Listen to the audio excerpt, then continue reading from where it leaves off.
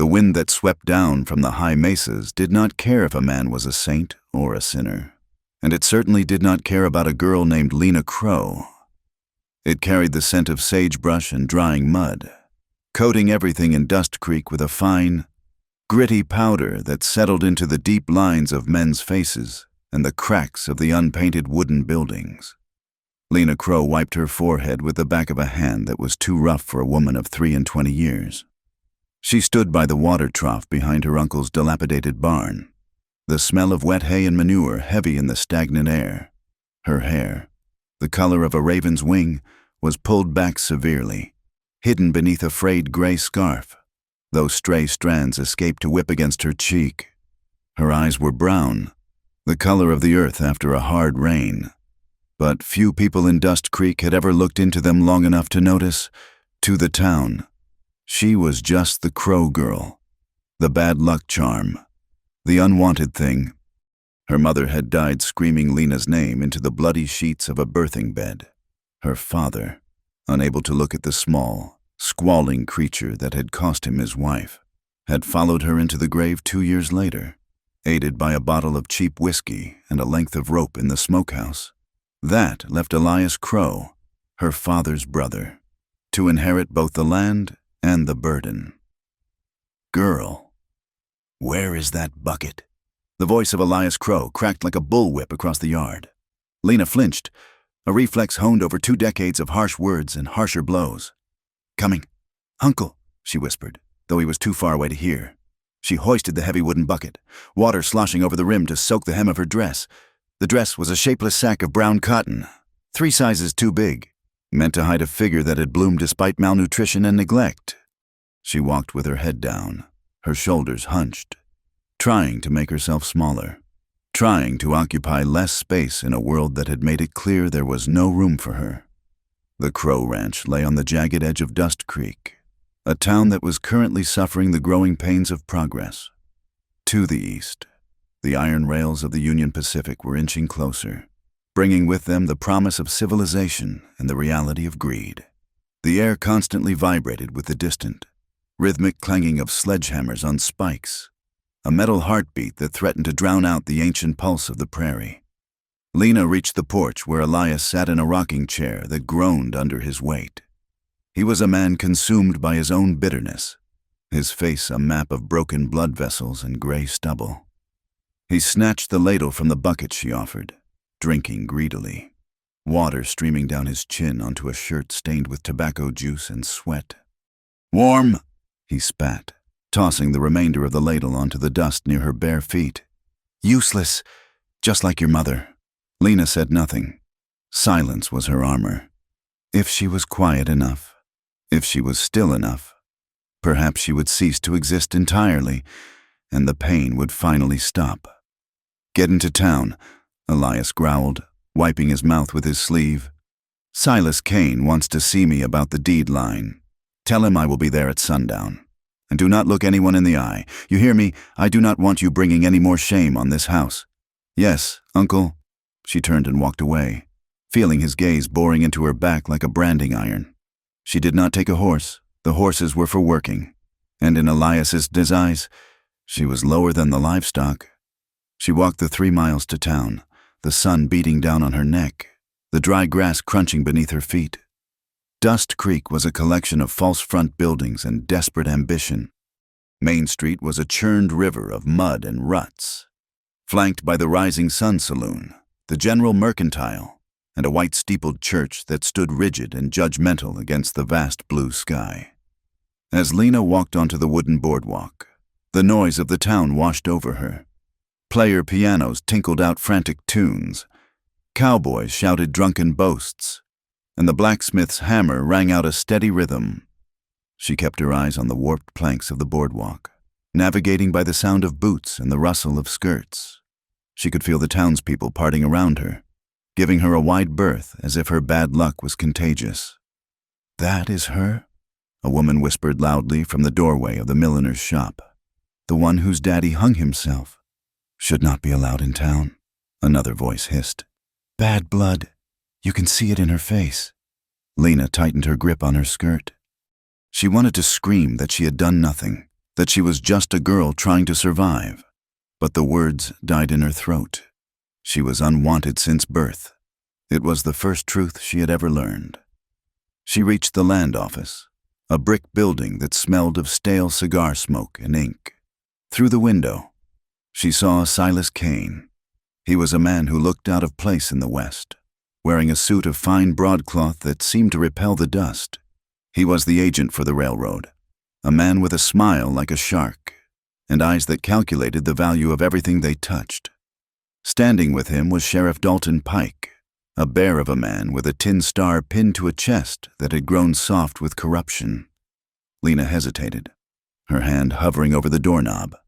Before she could enter, the sound of hoofbeats thundered down Main Street, demanding attention. It was not the frantic gallop of a drunken cowboy, but the steady, ground-shaking rhythm of seasoned riders. The town seemed to hold its breath. Lena stepped back into the shadows of the building's overhang and looked up. Two men rode side by side, parting the sea of pedestrians and wagons like royalty. On the left rode a man who looked as if he had been carved from the very bedrock of the territory. He sat atop a massive black stallion that moved with coiled power. He wore a hat with a wide brim pulled low, shadowing eyes that were the color of polished flint. His duster coat was worn leather, stained with the elements, and a lasso hung coiled and ready at his saddle horn. He was Caleb Hart. Everyone knew Caleb Hart. He was the wealthiest rancher in the territory, a man who had built an empire of beef and land not with inheritance, but with grit and blood. He had contracts to supply the army and the railroad crews, yet he rode with the dust on his face and the calluses on his hands. He was a king who refused to wear a crown, and half the town hated him for it. Riding stirrup to stirrup with him was a sight that made the church-going women of Dust Creek clutch their crucifixes. It was Greyhawk. He was a warrior of the Comanche, his long black hair braided with feathers and leather strips. He wore buckskin breeches and a vest adorned with beadwork that caught the sunlight. He rode a paint horse without a saddle, guiding the animal with nothing more than the pressure of his knees and a single rope hackamore. He carried a repeating rifle across his lap with an ease that suggested he could use it before a man could blink. They were an impossible pair, the wealthy cattle baron and the indigenous warrior, yet they rode with a synchronicity that spoke of a bond forged in fire. They had saved each other's lives during the war between the states, in the muddy trenches of the East, and that blood debt had transcended the prejudices of the West. Lena watched them, mesmerized. She had seen Caleb Hart from a distance before, usually riding the fence lines of his vast property, which bordered her uncle's failing patch of dirt, but she had never seen him this close. There was a hardness to him, a dangerous edge, but also a strange calmness that set him apart from the twitchy, desperate men who usually filled Dust Creek. Sheriff Pike stepped out of the land office, his hand resting heavily on the butt of his revolver. Silas Kane followed, dabbing his upper lip with a silk handkerchief. "Hart," the sheriff grunted, spitting a stream of tobacco onto the dirt near the black stallion's hooves. "You are causing a stir. Folk here are not comfortable with your company." He jerked his chin toward Greyhawk. Caleb Hart reined his horse to a halt. He looked down at the sheriff, his expression unreadable. When he spoke, his voice was a low rumble, like thunder rolling over the plains. "The road is public, Pike, and Greyhawk is not my company. He is my brother." A murmur rippled through the crowd gathering on the boardwalks. To call a Comanche a brother was blasphemy in a town where the Reverend preached every Sunday about the savagery of the heathens. "This is a civilized town." "Hart," Silas Kane interjected, his voice smooth and oily. "The railroad is bringing progress.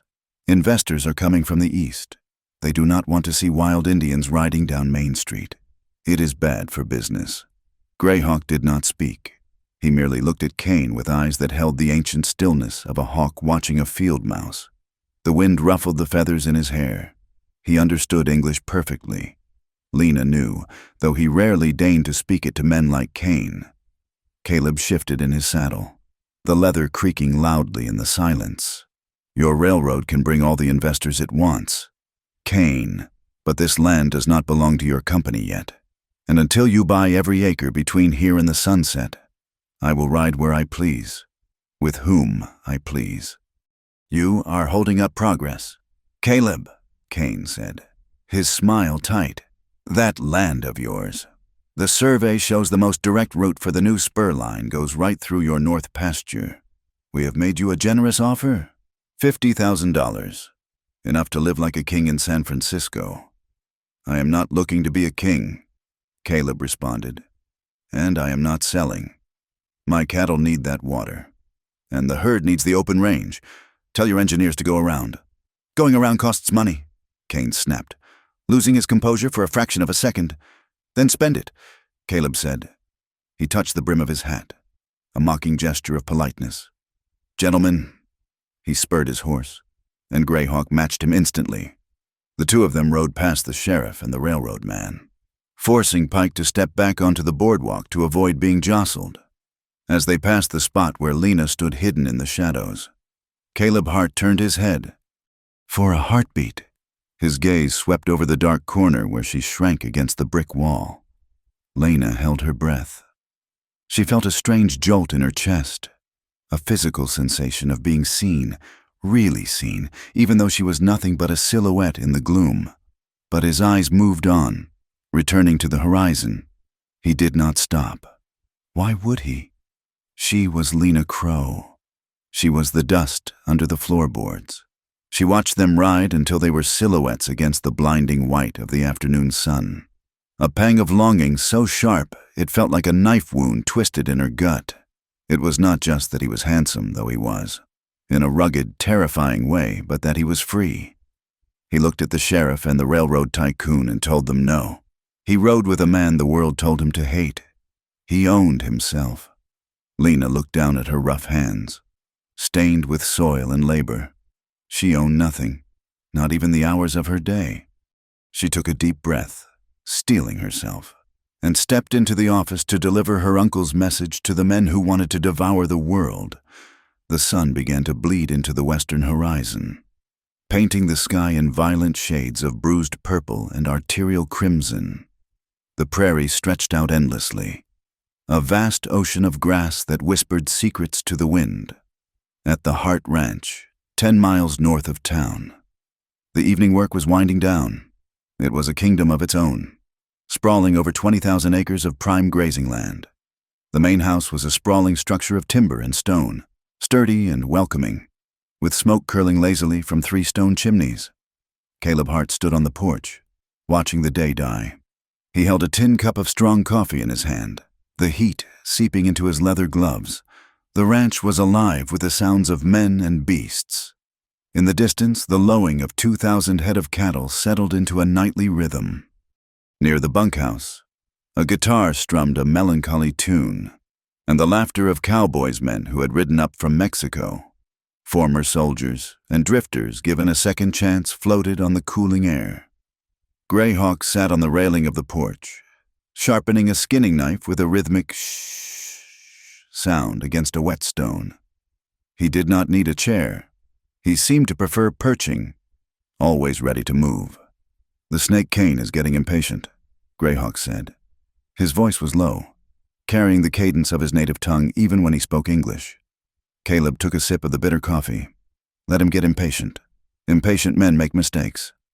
He has the sheriff in his pocket, Greyhawk observed. In the church, the Reverend speaks of the iron horse as if it were the chariot of God. Caleb snorted. The Reverend preaches whatever fills the collection plate. Cain has been generous. They will not stop asking. Brother, Greyhawk said, pausing his sharpening to look out at the darkening hills. The Iron Road is a hungry beast. It eats buffalo. It eats the land. Soon it will try to eat us. I know, Caleb said quietly. He looked out over his land. He had fought for this. He had taken a plot of wild scrub and turned it into a legacy. He respected the land, unlike the railroad men who saw it only as obstacles on a map. He and Greyhawk had spent years learning the way the herds moved, where the water flowed deep underground, and how to coexist with the coyotes and the storms. I will not sell, Caleb vowed. Not for 50,000. Not for 500,000. Greyhawk nodded, satisfied. He sheathed his knife, Good. Then we fight. It might come to that. Caleb's mind drifted back to the town, to the dusty street and the hateful eyes of the people he fed with his beef. He thought of the fear he smelled on them. Fear of the new. Fear of the old. Fear of anything they could not control.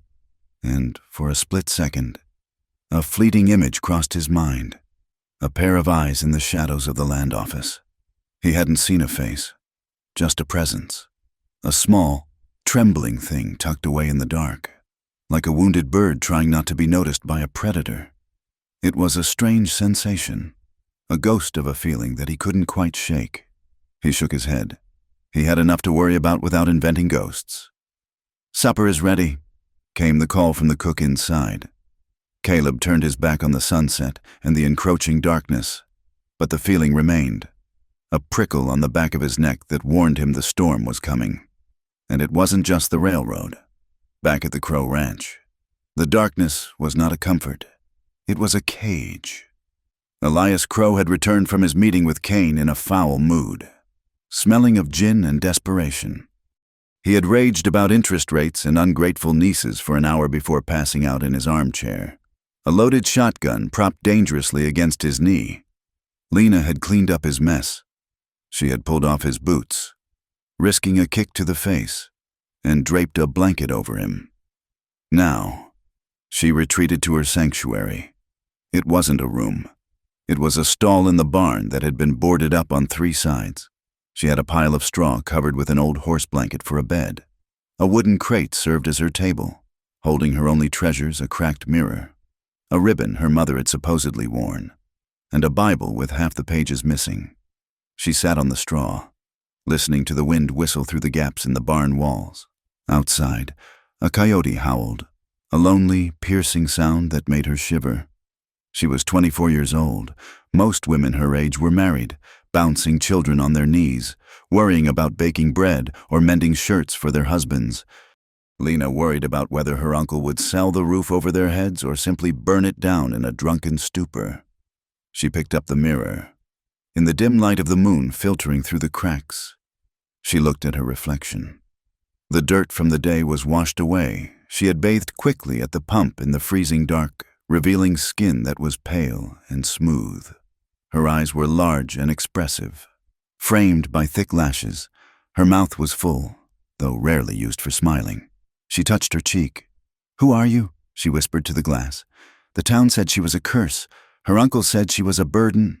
The Reverend said she was the daughter of sin, but deep down, in a place she barely dared to visit, there was a small, stubborn flame. It was the part of her that paused to watch a hawk circling in the updrafts, the part of her that secretly admired the way the sunlight hit the dust motes in the hayloft, the part of her that had felt a spark when the wealthy cowboy rode past, defying the whole world with his head held high. "I am Lena," she thought. "I am here. I am alive." But being alive in Dust Creek was a dangerous thing for a woman with no protection. Earlier that evening, she had overheard Elias talking to himself as he stumbled home. He had muttered about debts, about final notices, about Sheriff Pike's suggestion, "The girl is an asset." "Elias, you are sitting on gold and begging for pennies. Rosalie at the saloon. She is always looking for fresh faces, pretty ones." The memory made Lena's blood run cold. Madame Rosalie ran the Blue Velvet, the brothel above the saloon. The women there wore bright dresses and painted their faces, but Lena had seen their eyes when they walked in the daylight. They looked dead, hollowed out. "He wouldn't," Lena whispered, pulling the horse blanket tighter around her shoulders. "He is my father's brother. He wouldn't." But the wind howled outside, mocking her naivety. In the west, blood meant little when weighed against gold. She lay back, staring up at the darkness where the rafters were. She imagined she was somewhere else, maybe in the mountains, where the air was cool and clean, maybe in a house with glass windows and a fireplace that didn't smoke, maybe with someone who would look at her and see a person. Not a bad omen. She closed her eyes, and the image of the black stallion and the rider in the leather duster floated behind her eyelids. Caleb Hart, the man who owned the horizon. He was a world away, a god living on Mount Olympus while she scratched in the dirt. It was foolish to even think of him. Yet, as sleep finally dragged her under, the last thought in her mind was not of her uncle's rage or the sheriff's threat. It was the memory of that brief, electric moment when a man who feared nothing had turned his head toward the shadows where she hid. The night deepened over Dust Creek. The railroad ties lay cold and hard on the earth, waiting for the morning hammers. The guns in the sheriff's office sat loaded in their rack, and in the barn, the unwanted girl slept, unaware that the wheels of fate had already begun to turn, grinding slowly, inevitably, toward a collision that would shatter the silence of the prairie forever. Sunday arrived with a suffocating heat. The church bell clanged, a flat, discordant sound calling the sinners to repentance. Lena was not allowed inside the church. Years ago, the Reverend had suggested her presence was a distraction, a reminder of her father's mortal sin of suicide. So, while the town prayed, Lena worked. She was mending a fence near the road when Dr. Miller's buggy rolled past. The old man slowed his horse, tipping his hat. He was one of the few who treated her with a semblance of kindness, mostly because he had been the one to deliver her and sign her mother's death certificate. "Hot work for the Sabbath. Lena," Dr. Miller said, his voice raspy. "Uncle Elias wants the post fixed before the herd comes down," she replied, not stopping her hammering. "You tell Elias he is working you too hard. You are looking thin." "I am fine, Doctor," he sighed, shaking his head. "I heard talk in town. Pike and Kane are pressing hard on the land disputes. Tell your uncle to be careful. Desperate men make bad deals." Lena paused, the hammer heavy in her hand. "He does not listen to me." "No, I suppose he does not." The doctor looked at her with pity, which was almost worse than hatred. "Keep your head down, child. There is a storm brewing in this valley. I can feel it in my bones." He clicked his tongue, and the buggy rolled on. Lena watched the dust swirl in his wake. A storm. Everyone kept talking about a storm, but the sky was a relentless, cloudless blue. The danger wasn't coming from the heavens. It was coming from the hearts of men. She finished the fence post and wiped her hands on her apron. As she turned back toward the house, she saw a cloud of dust approaching from the direction of town. It was Sheriff Pike's horse, and riding beside him was a carriage with red velvet curtains, the kind Madame Rosalie used. Lena's heart hammered against her ribs like a trapped bird. She dropped the hammer. The girl is an asset. She looked toward the open prairie, toward the north where the Hart Ranch lay, where freedom lived. It was 10 miles, a 3-hour walk, a suicide mission if she was caught running. But as the carriage turned into the long driveway of the Crow Ranch, Lena realized with a terrifying clarity that the time for running had passed. The storm Dr. Miller predicted had arrived, and it had nothing to do with rain. She stood frozen, the taste of copper fear in her mouth, as the carriage rattled closer, the wheels turning, sealing her fate with every revolution. The unwanted girl was about to become a commodity, and in the vast, uncaring silence of the West, she knew that no one was coming to save her, or so she thought. The parlor of the Crow Ranch house smelled of stale tobacco and impending ruin. Elias Crow sat hunched over the kitchen table, his trembling fingers tracing the red lines in his ledger. The numbers were unforgiving. He owed $3,000 to the bank in Denver, and another $500 to local lenders who were far less patient than the bankers. Sheriff Dalton Pike stood by the fireplace, picking his teeth with a splinter of wood. He was a large man who wore his authority like a bludgeon. "You are out of time, Elias," the sheriff said, his voice devoid of sympathy. "Silas Kane is not a man who waits. He wants the deed to the south pasture by Friday, or he takes the whole ranch." Elias wiped sweat from his forehead with a dirty sleeve. "I need more time. Dalton, just until the herd is sold." "Your herd is scrawny and sick," Pike replied. "It will not cover the interest, let alone the principal." He paused, his eyes narrowing as he looked toward the closed door of the kitchen, behind which Lena was scrubbing the floor. "But you do have one asset you have not leveraged yet." Elias followed his gaze. "The girl. She is useless, skinny as a rail and sullen as a mule, Madame Rosalie does not need her to be cheerful, Pike said, a cruel smile touching his lips. She needs fresh stock. The railroad crews are coming in next month, 500 men with money in their pockets. Rosalie is looking for girls who haven't been touched by life yet. She will pay a premium for innocence. Elias hesitated. Selling his own niece was a low that even he had not contemplated. But the desperation was a cold hand gripping his throat. How much? $500 for a 3-year contract, Pike said. It clears your debt with the local boys. Gives you breathing room with Kane.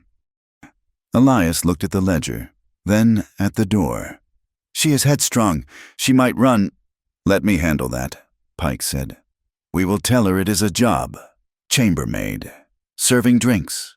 Once she is inside the blue velvet, with the doors locked and the debt assigned to her name, well, she will not be running anywhere. On the other side of the thin pine door, Lena Crow pressed her hand over her mouth to stifle a scream. The bucket of soapy water sat cooling beside her knees.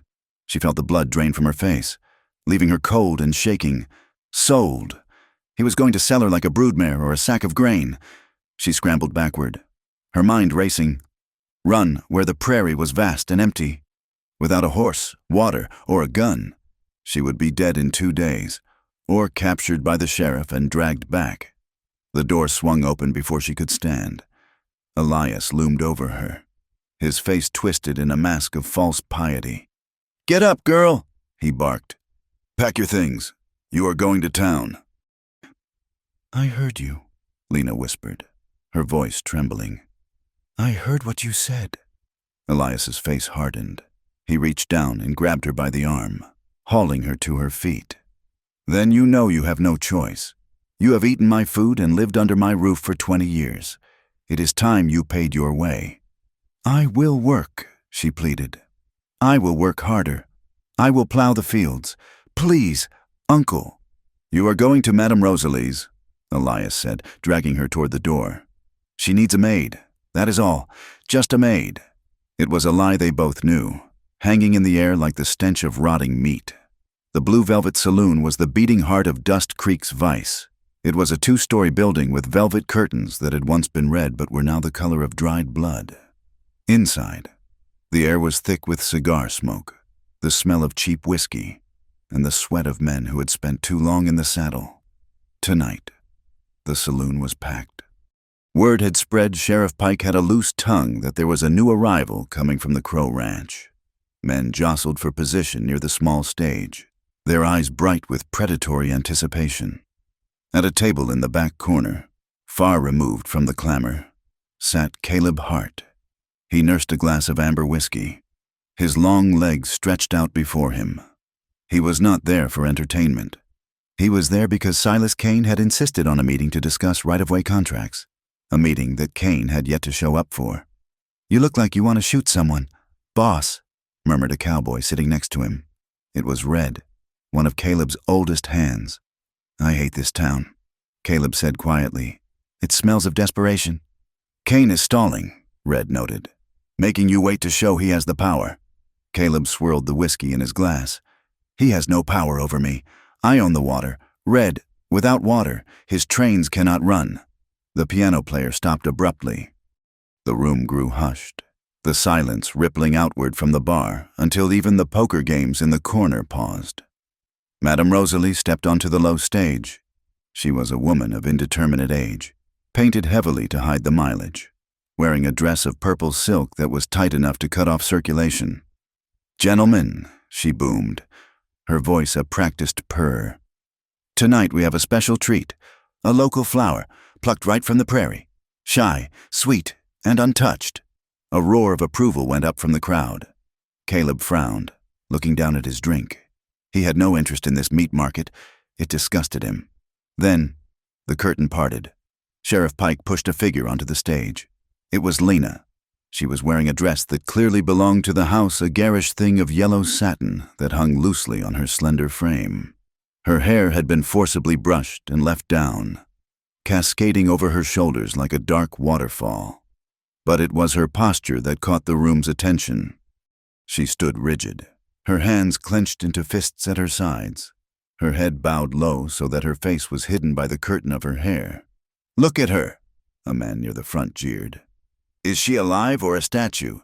Show us your face. Girl," another shouted. Madame Rosalie stepped forward, gripping Lena's chin with a handful of rings. "Head up, darling. Let the gentlemen see what they are bidding on." She forced Lena's head up. The oil lamp suspended from the ceiling cast a harsh, flickering light across the stage. Lena squeezed her eyes shut for a second, then opened them. She did not look at the crowd. She looked straight ahead, over the heads of the leering men, staring into the shadows at the back of the room. Her eyes were wide, terrified, but burning with a fierce, silent fury. They were the eyes of a wolf caught in a trap, waiting for the hunter's boot, knowing it was over but ready to bite until the very end. In the back of the room, Caleb Hart froze. The noise of the saloon, the shouting, the laughter, the clinking of glass seemed to fade into a dull roar, like the sound of rushing water underwater. All he could see was her. He saw the high cheekbones, the trembling mouth, the dark bruise forming on her upper arm, where Pike must have grabbed her too hard. But mostly, he saw the look in her eyes. It hit him in the chest like the kick of a mule. He knew that look. He had seen it in the mirror 20 years ago, when he was a ragged orphan boy standing in the mud of a Union prison camp, starving and surrounded by death. It was the look of someone whom the world had tried to crush, someone who had been told they were garbage, unwanted, unnecessary. And yet, she was standing. It was not lust that gripped him. It was something far more terrifying. It was recognition. It was a sudden, violent alignment of the universe.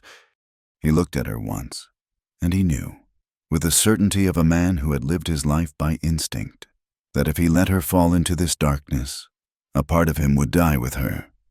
She is mine, the thought whispered in his mind. Not as a possession, but as a missing piece of a map he hadn't known was incomplete. "Elias Crow has signed the contract," Rosalie announced, waving a piece of paper. "The starting bid is $100 for the exclusive first month." "110, shouted the storekeeper. "120, yelled a cowboy from a rival ranch. Caleb stood up. The chair legs scraped loudly against the wooden floor, a harsh sound that cut through the bidding. He walked forward. The crowd parted instinctively. Sensing the shift in the air, he moved with a predator's grace, his spurs jingling softly with each step. He did not look at the men. He kept his eyes locked on Lena. Lena saw him coming. The man from the Black Stallion, the wealthy cowboy. Fear spiked in her chest. Was he just another buyer? Was he the one with the deepest pockets who would claim her for his collection? Caleb stopped at the edge of the stage. He looked up at Madame Rosalie, then at Sheriff Pike, and finally at Elias Crow, who was cowering near the piano. $500, Caleb said. His voice was not loud, but it carried to every corner of the silent room. Rosalie blinked, her painted mouth hanging open. $500 for a month. For the contract, Caleb said. He reached into his duster coat and pulled out a heavy leather pouch. He tossed it onto the stage. It landed with a heavy, metallic thud at Lena's feet. For the contract, for her debt, for everything. "Now hold on. Hart." Sheriff Pike stepped forward, his hand resting on his gun belt. "We are in the middle of an auction here. You cannot just walk in and buy the girl." Caleb turned his gaze to Pike. His eyes were cold, dead things. "Is money not what you want? Dalton, there is $500 in gold dust in that bag. Double what anyone else here has in their pockets. Are you saying you want to turn down gold?" "It is not about the money," Pike blustered, though his eyes darted greedily to the bag. "It is about order." "I am buying a labor contract," Caleb said evenly. "That is business, unless you want to call it slavery." "Sheriff, because the law might have something to say about that." Silas Kane stepped out from the shadows near the bar. "Let him have her. Dalton." Pike looked at Kane, confused. "But—" "Let him have her," Kane repeated, his eyes narrowing at Caleb. "If Mr. Hart wants to spend a fortune on a waif, let him. It leaves him with less cash for other things." Madame Rosalie snatched up the bag, weighing it in her hand. She grinned, her gold tooth flashing. "Sold to Mr. Hart Elias. Sign the transfer." Elias Crow scrambled forward, shaking like a leaf. He scribbled his name on the back of the paper and handed it to Caleb, avoiding his eyes. "She is trouble. Hart, do not say I did not warn you." Caleb took the paper. He did not look at Elias. He looked at Lena. "Come down," he said. Lena did not move. She stared at him, her chest heaving. The humiliation of the last hour had burned away her fear, leaving only cold ash. "Why?" she asked. Her voice was hoarse, but it did not waver. "Are you going to take me to your ranch and do what they were going to do here only in private?" The room gasped. A woman did not speak to a man like Caleb Hart that way. Caleb did not get angry. He stepped closer, until he was looking up into her face. "I am taking you out of here," he said, "because no one deserves to be sold for the price of a few cows." "I am not a cow," she spat. "I know," he replied softly. "That is why I bought the paper. To tear it up." He held up the contract and, with a deliberate motion, ripped it in half. Then he ripped it again, letting the pieces flutter to the floor like snow. "You are free, Lena Crow, but you cannot stay here. Not tonight. If you stay, Pike will find another way. Come with me. I offer you a job, a wage, and a door with a lock that is on the inside." Lena looked at the torn paper. Then she looked at the bag of gold in Rosalie's hand gold that could have bought a house, a farm, a new life. He had traded it for her freedom. She looked around the room. The men were angry now. They felt cheated. The atmosphere was turning ugly. "Go with him, girl," a bartender whispered from nearby. "Before they change their minds." Lena gathered her yellow skirts. She felt like she was stepping off a cliff. "I have nothing," she said. "No clothes, no horse." "I have a horse," Caleb said. He extended his hand. It was a large hand, calloused and scarred, but he held it open, palm up. He did not grab her. He waited. Lena looked at his hand. Then she looked at his eyes.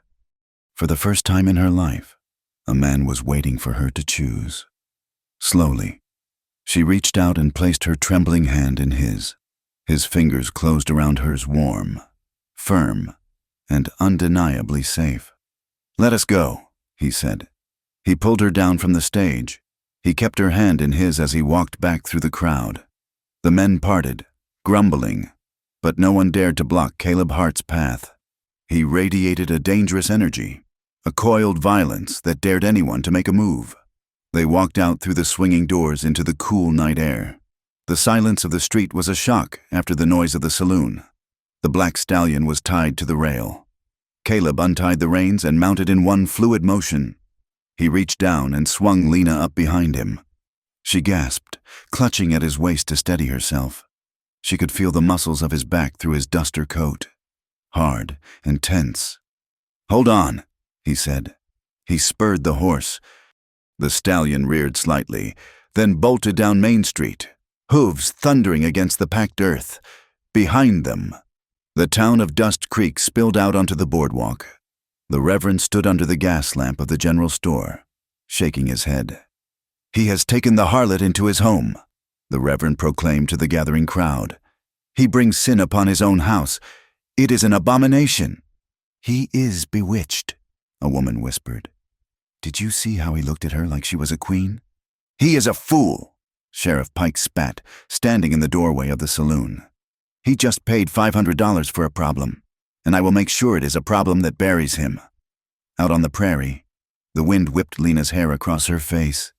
She pressed her cheek against Caleb's back, squeezing her eyes shut.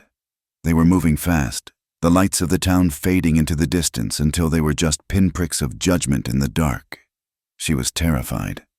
She was riding into the unknown with a man who was practically a stranger, a man who had just bought her. "I want you to have the chance to choose who you will be," he had said. Could it be true? Could there really be a place where she was not unwanted? She shifted her grip, her hands locking together over his stomach. Above them, the Milky Way stretched across the sky, a river of light guiding them north. Caleb did not speak. He rode with his eyes on the horizon, his body acting as a shield against the wind, He could feel her shivering against him, not from cold, but from the adrenaline crash. He wanted to say something to comfort her, but words had never been his strong suit. He would show her instead. He would show her that the Hart Ranch was not a prison. He would show her that she was worth more than a bag of gold. He felt the weight of her leaning against him. For the first time in 10 years, the empty ache in his chest seemed to subside. He had bought a fight with the whole town tonight. He had made enemies of the law and the church. But as the rhythm of the horse's gallop ate up the miles, Caleb Hart smiled in the darkness. It was the best money he had ever spent. The road ahead was dark, winding through canyons and across open plains where the coyotes hunted. But they were riding it together, two outcasts under the vast, indifferent stars, bound for a destiny that neither of them could yet fully understand. The ranch lay ahead, a sanctuary or a new battleground. Lena opened her eyes and looked at the silhouette of the man in front of her. "Where are we going?" she shouted over the wind. Caleb turned his head slightly, his voice carrying back to her. "Home, Lena! We are going home!" The word hung in the air, strange and foreign. Home. She let it settle in her heart, daring to hope, just for a moment, that it might not be a lie. The morning sun broke over the Hart Ranch not with a gentle caress, but with the demanding brilliance of the high plains. It flooded the room where Lena lay, illuminating corners that held no cobwebs and floorboards that had been scrubbed clean of grit. Lena woke with a gasp, her heart hammering against her ribs. Her hand flew instinctively to her throat, expecting the rough wool of her horse blanket or the damp chill of the barn. Instead, her fingers brushed against a quilt made of soft cotton, stitched with patterns of stars and geometric shapes. She sat up, breathing hard, her eyes darting around the room. It was small but clean. There was a wash basin on a stand, a wardrobe made of pine, and a window that looked out over the vast expanse of the grazing lands. And there was a door, a solid oak door with a heavy iron bolt on the inside. She scrambled out of bed, her bare feet hitting the rug.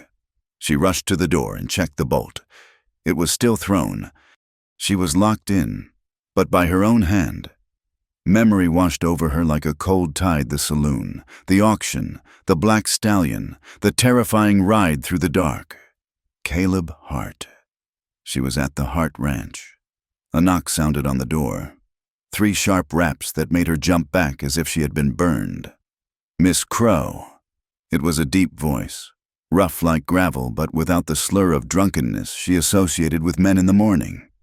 I'm awake," she stammered. "Breakfast is in 10 minutes. Caleb's voice came through the wood. "There are clothes in the wardrobe. They belonged to my sister, years ago. They should fit well enough." She heard his boots retreat down the hallway, the heavy thud of a man who walked with purpose. Lena opened the wardrobe.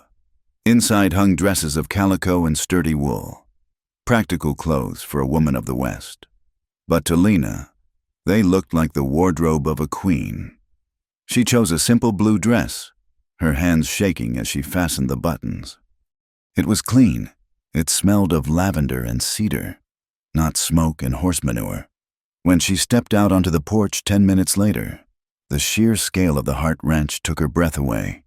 If the Crow Ranch had been a dying animal, the Hart Ranch was a living, breathing beast of immense power. To the north, the herd moved like a reddish-brown river across the green sea of the grass, thousands of longhorns with horns that spanned 6 feet. Cowboys rode the perimeter, their whistles piercing the morning air. Down in the corral, men were breaking horses. Lena watched as a young Mexican vaquero was thrown from a bucking roan, landing hard in the dust. He did not get angry. He laughed, dusting off his sombrero, while a grizzled older man with a scar running down his cheek handed him the reins to try again. "That is Mateo," a voice said behind her. "He has spirit, but he lacks gravity." Lena spun around. Caleb Hart was standing by the railing, drinking coffee from a tin cup. He looked different in the daylight, less like a phantom, more like a mountain. He wore a fresh shirt, though his vest was worn, and his eyes were scanning the horizon even as he spoke to her. "And the older man is red," Caleb continued, gesturing with his cup, He spent 10 years in Yuma prison for robbing a stagecoach. He is the best foreman in the territory. Lena stared at him. You hire criminals? Caleb turned his gaze to her. I hire men who want to work. I do not care what they did yesterday. I care what they do today. He set the cup down and looked her over, his expression unreadable. The dress fits. Lena crossed her arms defensively, her chin lifting. I will pay you back for it, and for the money you spent last night. $500 is a lot of dishes to scrub. Lena. I can work, she said fiercely. I can ride. I can brand. I can fix fences better than half the men in this valley because I had to. Caleb nodded slowly. I believe you.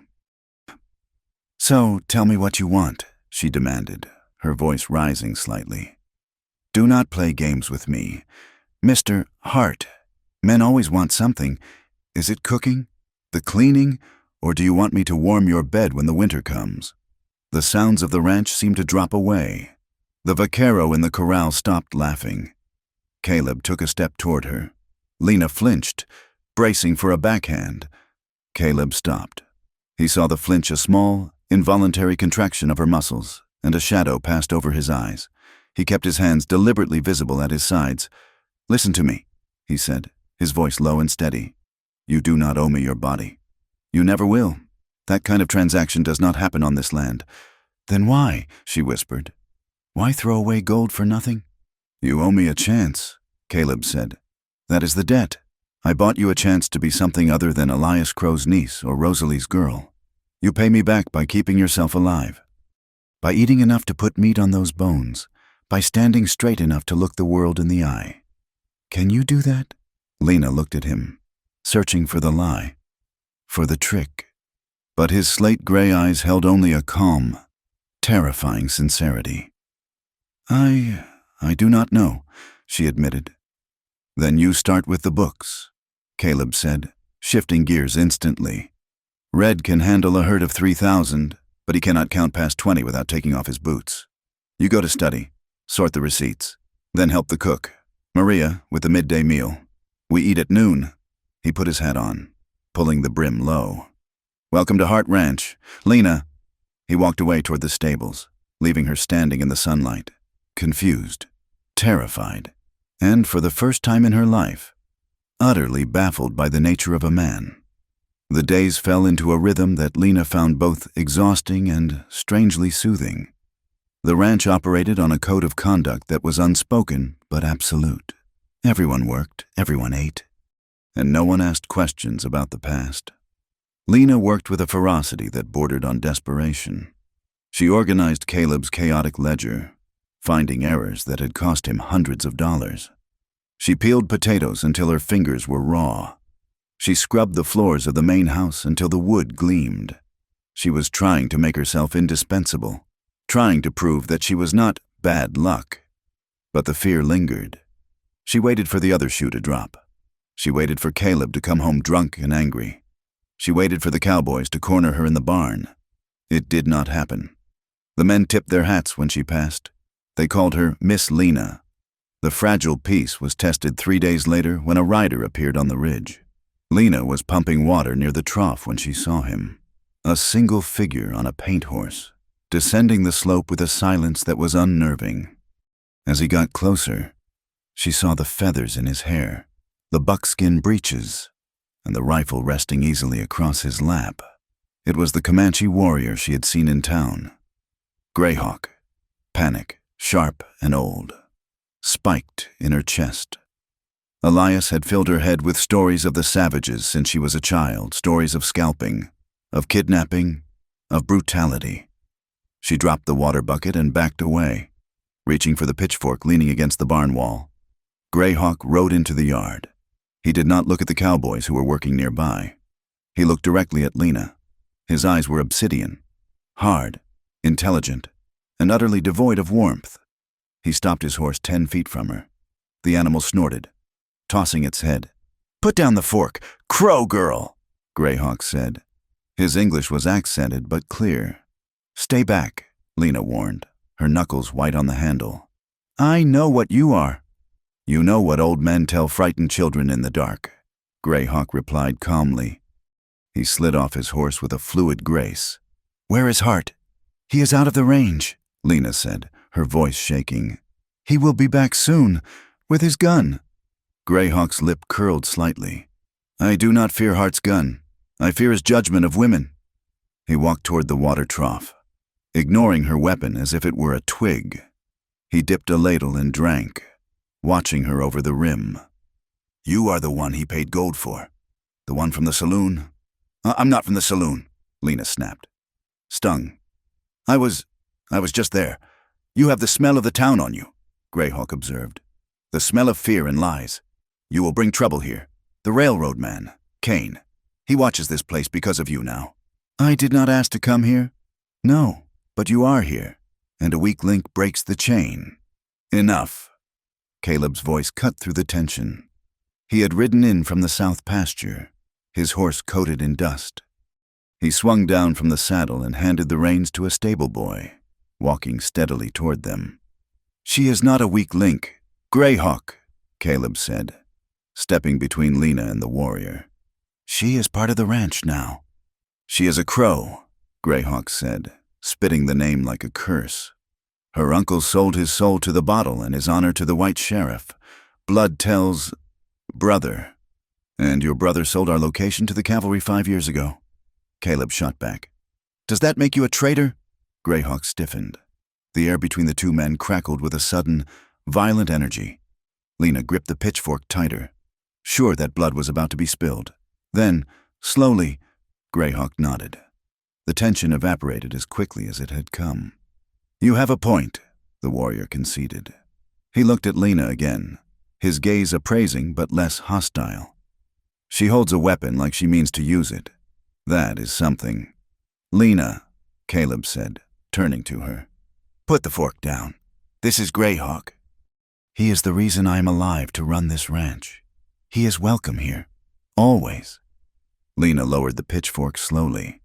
She looked from the white cowboy to the Comanche warrior. Two men who should have been mortal enemies, standing shoulder to shoulder. "He said I would bring trouble," Lena whispered. Trouble was coming anyway. Caleb said, "You just gave it a name." He turned back to Greyhawk. "Come inside. Maria made stew, and we need to talk about the fence line near the canyon." As the men walked toward the house, Greyhawk paused and looked back at Lena. "The wind is changing, girl.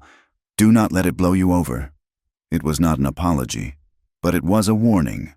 And in the West, a warning was often the greatest kindness a stranger could offer. That night, the demons came. They always came when the moon was high and the house was silent. In her sleep, Lena was back in the barn. The air smelled of sour mash and stale sweat. Elias was looming over her, a belt in his hand. "Unwanted," the dream voice hissed. "Your mother died to get away from you. Your father hung himself to escape your face. Unwanted, unwanted." Then the scene shifted. She was on the stage at the Blue Velvet. Hundreds of eyes were crawling over her skin like insects. Sheriff Pike was laughing. "Sold to the butcher. No!" Lena screamed, thrashing in the bed. She clawed at the sheets, fighting an invisible enemy. "Do not sell me, please, I will be good." She woke up gasping, her body drenched in cold sweat, her heart racing so fast it hurt. The room was dark, but the door she had locked was bursting open. Caleb stood in the doorway, a kerosene lamp in one hand, a Colt revolver in the other.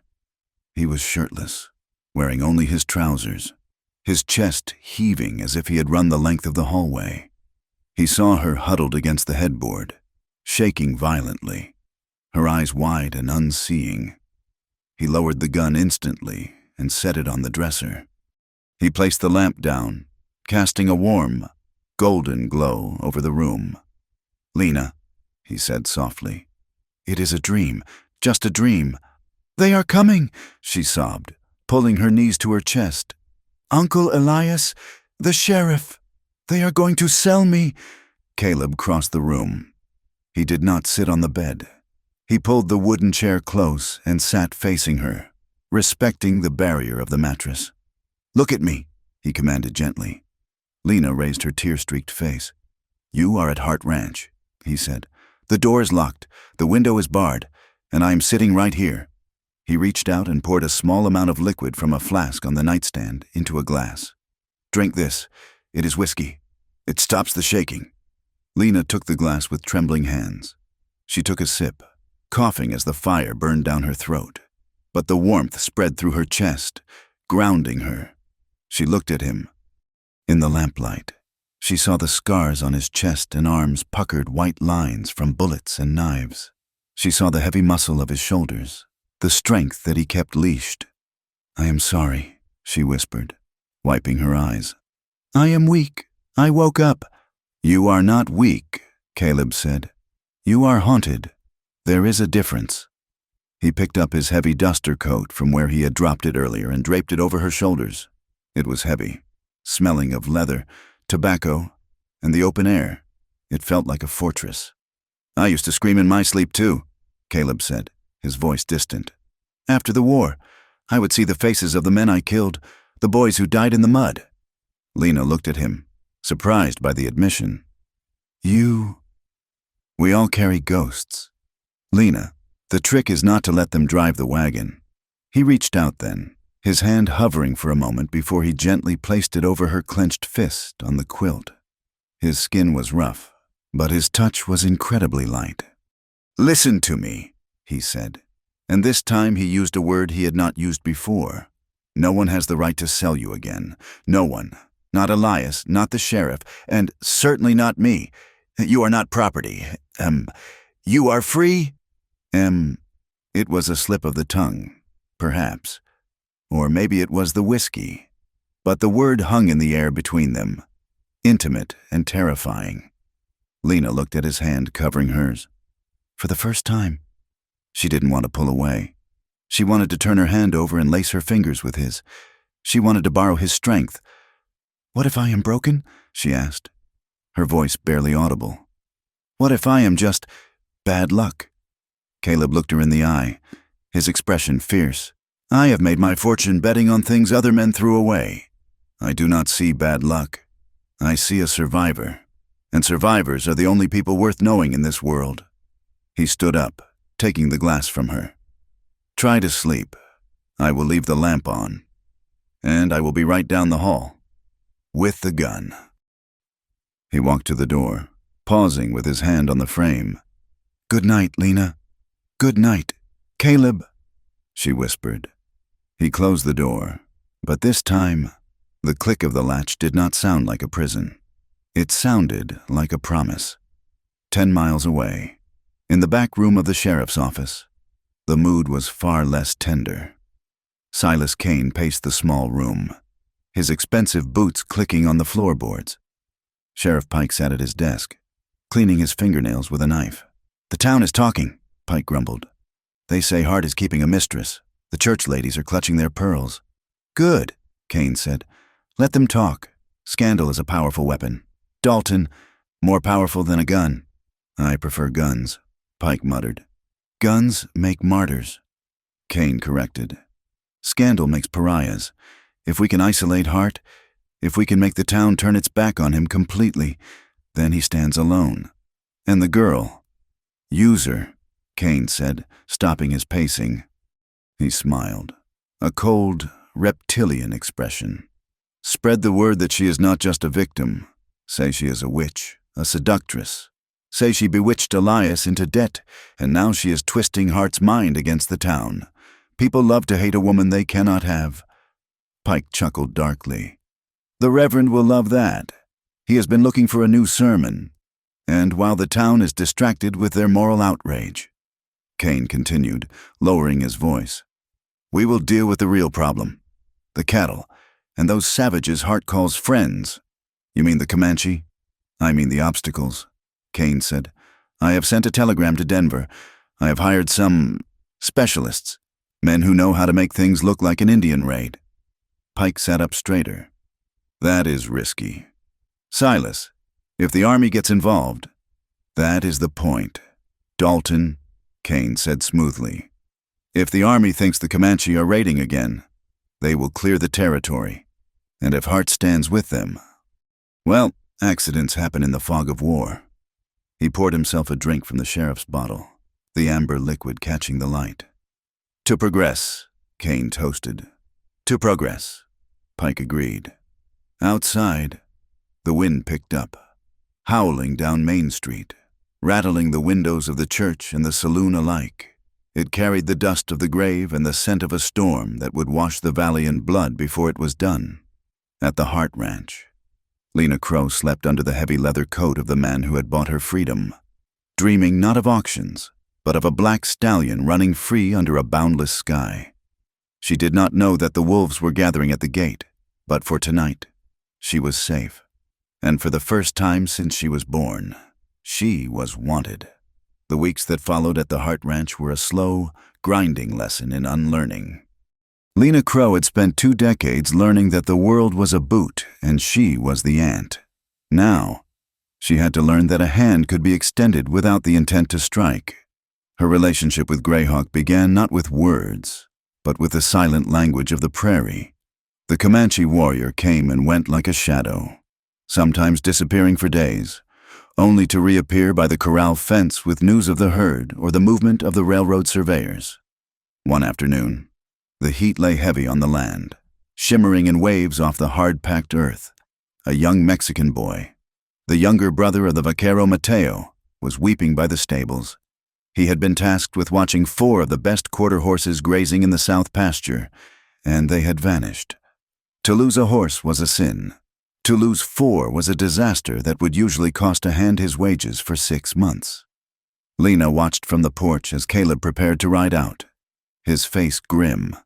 But Greyhawk was already there. He did not shout. He did not berate the boy. He simply dismounted, crouched in the dust, and studied the faint disturbances in the soil that Lena could barely see. "Tobacco," Greyhawk said, holding out a hand to the weeping boy. The boy, confused, fumbled in his pocket and produced a small pouch of tobacco. Greyhawk nodded, tucked it into his vest, and mounted his paint horse. "Wait here," the warrior said. He returned 3 hours later, the 4 horses trailing behind him on a lead rope. They had been spooked by a rattlesnake and ran into a box canyon miles away. Greyhawk handed the lead rope to the boy, who looked ready to kiss the warrior's moccasins. "Pay attention to the ears of the horse," Greyhawk told the boy. "They see the snake before you do." He took no money. He took no credit. He simply smoked the tobacco he had earned and watched the horizon. Lena, who had been taught that men like Greyhawk were thieves and murderers, felt the foundation of her prejudice crack. 2 days later, the crack shattered completely. Lena had taken the wagon to the edge of Coyote Canyon to fill water barrels from the spring that ran deep and clear even in the drought. It was hard work. The barrels were heavy oak, and the path down to the spring was steep and treacherous, composed of loose shale and slick red rock. She was struggling with a full bucket, her boots slipping on the gravel. She wiped sweat from her eyes, momentarily blinded by the sun glare. In that second of distraction, the shale under her left foot gave way. She did not scream. She simply gasped as the ground vanished. She slid violently down the incline, the heavy bucket tumbling past her, bouncing toward the drop-off, a 50-foot fall onto jagged rocks. She clawed at the dirt, her fingernails tearing, but her momentum was too great. Her boots scraped over the edge, dangling in empty air. She squeezed her eyes shut, waiting for the fall. A hand clamped around her wrist. It was not a desperate grab, but a grip of iron. She looked up, her heart hammering against her ribs like a trapped bird. Greyhawk lay flat on his stomach on the ledge above, his face impassive. He did not grunt with effort. He simply leveraged his weight and hauled her up as if she weighed no more than a saddlebag. He pulled her onto safe ground. Lena scrambled back from the edge, gasping for air, her dress torn and covered in red dust. Greyhawk sat back on his heels, dusting off his hands. He looked at her shaking form. "You look at the sky too much," he said, shaking his head. "You do not look at your feet." Lena swallowed the lump in her throat. "Thank you. You saved my life. The fall would not have killed you," he said dryly. "But the landing would have been unpleasant." He stood up and walked to his horse. "Why?" she called out, her voice finding its strength. "You hate my uncle. You hate what my people are doing to your land. Why pull me up?" Greyhawk paused. He looked back at her, his dark eyes unreadable. "Because Hart looks at you the way a man looks at water in the desert. If you fall, he dries up, and I need him strong for the fight that is coming." He rode away, leaving Lena sitting in the dust, the truth of his words settling into her bones. It was not affection, but it was respect. And for Lena Crow, respect was a currency far more valuable than gold. The heat of the summer began to break with a sudden, violent thunderstorms that rolled across the plains. It was during one of these brooding afternoons that Caleb asked Lena to ride with him to check the herd crossing at the Serpent River. The river was running high, swollen by rain in the high country. The water was a churning gray-green, cold enough to stop a man's breath. They were guiding a stray calf back toward the main group when Lena's mare stepped into a hidden hole in the riverbed. The horse panicked, rearing up. Lena, an inexperienced rider in such conditions, was thrown backward. The water hit her like a physical blow. The cold was shocking, instantly soaking her heavy skirts and pulling her down. She surfaced, coughing, trying to find her footing. But the current was strong. It swept her legs out from under her. "Lena!" She heard the splash before she saw him. Caleb had launched himself from his stallion without hesitation. He hit the water and swam with powerful strokes, reaching her in seconds. His arm went around her waist, an anchor in the chaos. "I have got you," he grunted near her ear. "Do not fight the water. Lean into me." He dragged her toward the bank, fighting the current that tried to slam them against the driftwood. When they finally crawled onto the muddy shore, they were both gasping, drenched, and shivering uncontrollably as the wind picked up. "We cannot ride back like this," Caleb said, his teeth chattering. "Hypothermia will take us before we hit the main gate." He pointed toward a limestone overhang further up the bank, a shallow cave used by shepherds. "Up there. We need a fire." Inside the shelter of the rock, away from the biting wind, Caleb worked quickly with a flint and steel and some dry brush tucked into the crevices. Soon, a small fire crackled, casting dancing shadows against the stone walls. Lena sat huddled near the flames, her arms wrapped around herself. Her dress was plastered to her skin, heavy and freezing.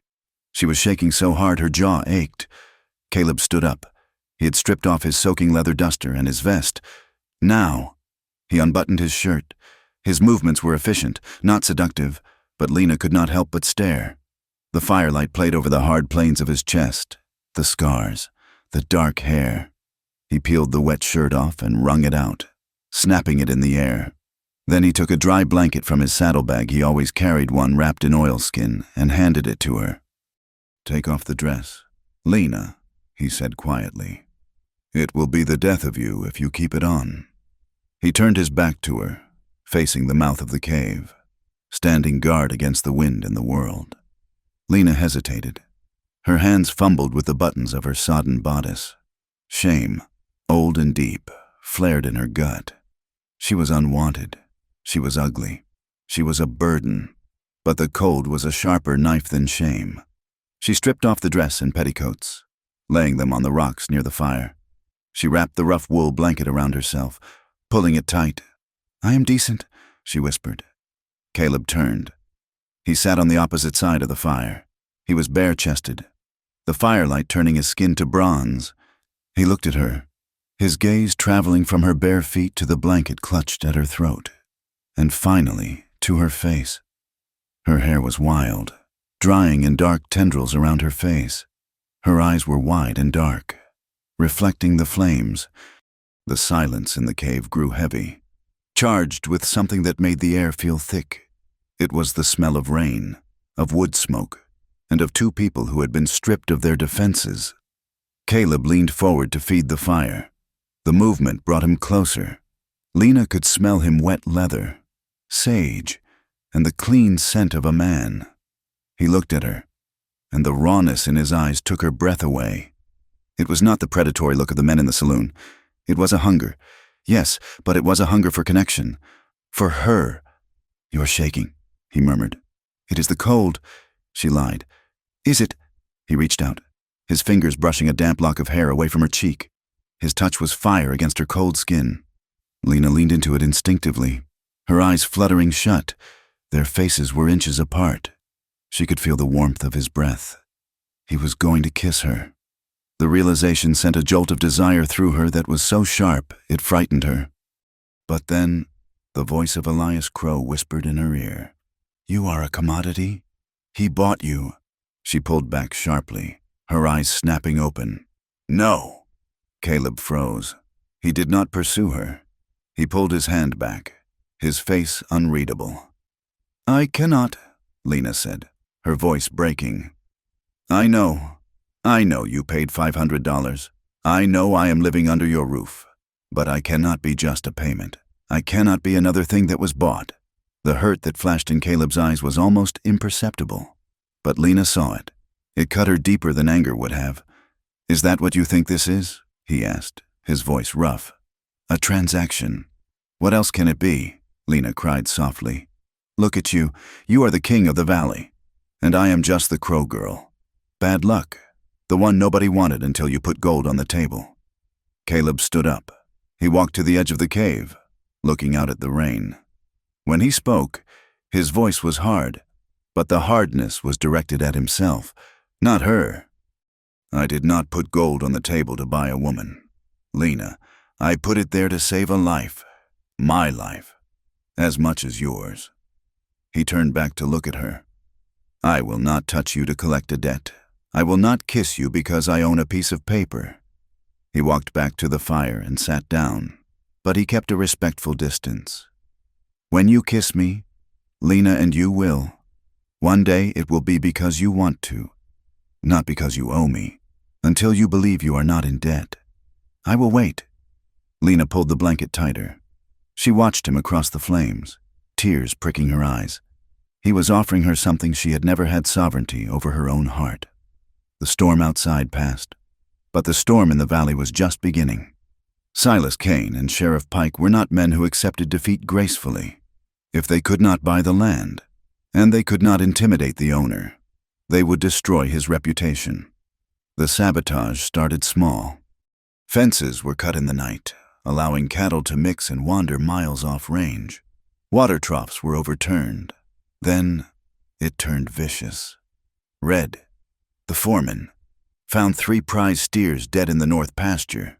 They had been shot, but crude arrows had been shoved into the bullet wounds after the fact. Around the carcasses, the ground had been trampled by unshod horses. "It is a frame-up," Red spat, throwing one of the arrows onto the dirt in front of the porch. "Comanche arrows are fletched with turkey feathers. These are chicken feathers. And the tracks, they rode in circles to make a mess, but the approach was single file.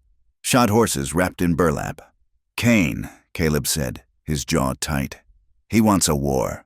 "He wants the army," Greyhawk corrected, stepping out of the shadows. "If the army thinks we are raiding, they will come. They will clear the land for the safety of the settlers, and the railroad will follow the soldiers." In town, the mood turned poisonous. Sheriff Pike held court in the saloon, showing off the Indian arrows found on other farms' arrows he had likely planted himself. "It is Hart," the sheriff proclaimed. "He harbors that savage Greyhawk. He lets them ride his land. Now the Indians think they can do what they want. They are killing our stock today. Tomorrow it will be our wives." And then, the venom turned toward Lena.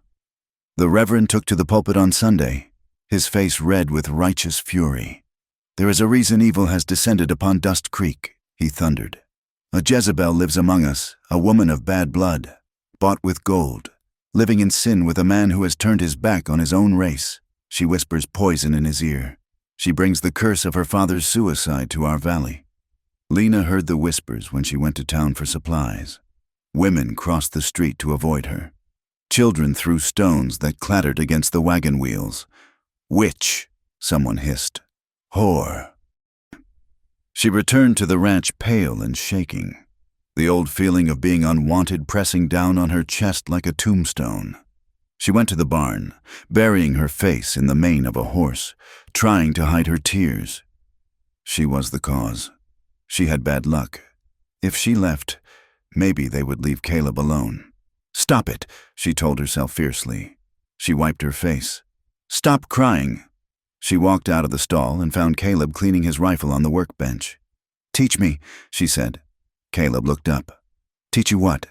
"To shoot," Lena said. "To ride like Greyhawk, to read a map." Caleb set the rifle down. "You know how to ride. I know how to sit on a horse," Lena corrected. "I want to know how to run. I want to know how to fight." "Why?" "Because I am done being the victim," she said, her voice steady. "The town says I am a curse fine. I will be a curse to anyone who tries to hurt this ranch. I do not want to hide in the cellar when they come. I want to stand on the porch." Caleb studied her face. He saw the steel that had been forged in the fires of her childhood. He saw the woman who had survived Elias Crow.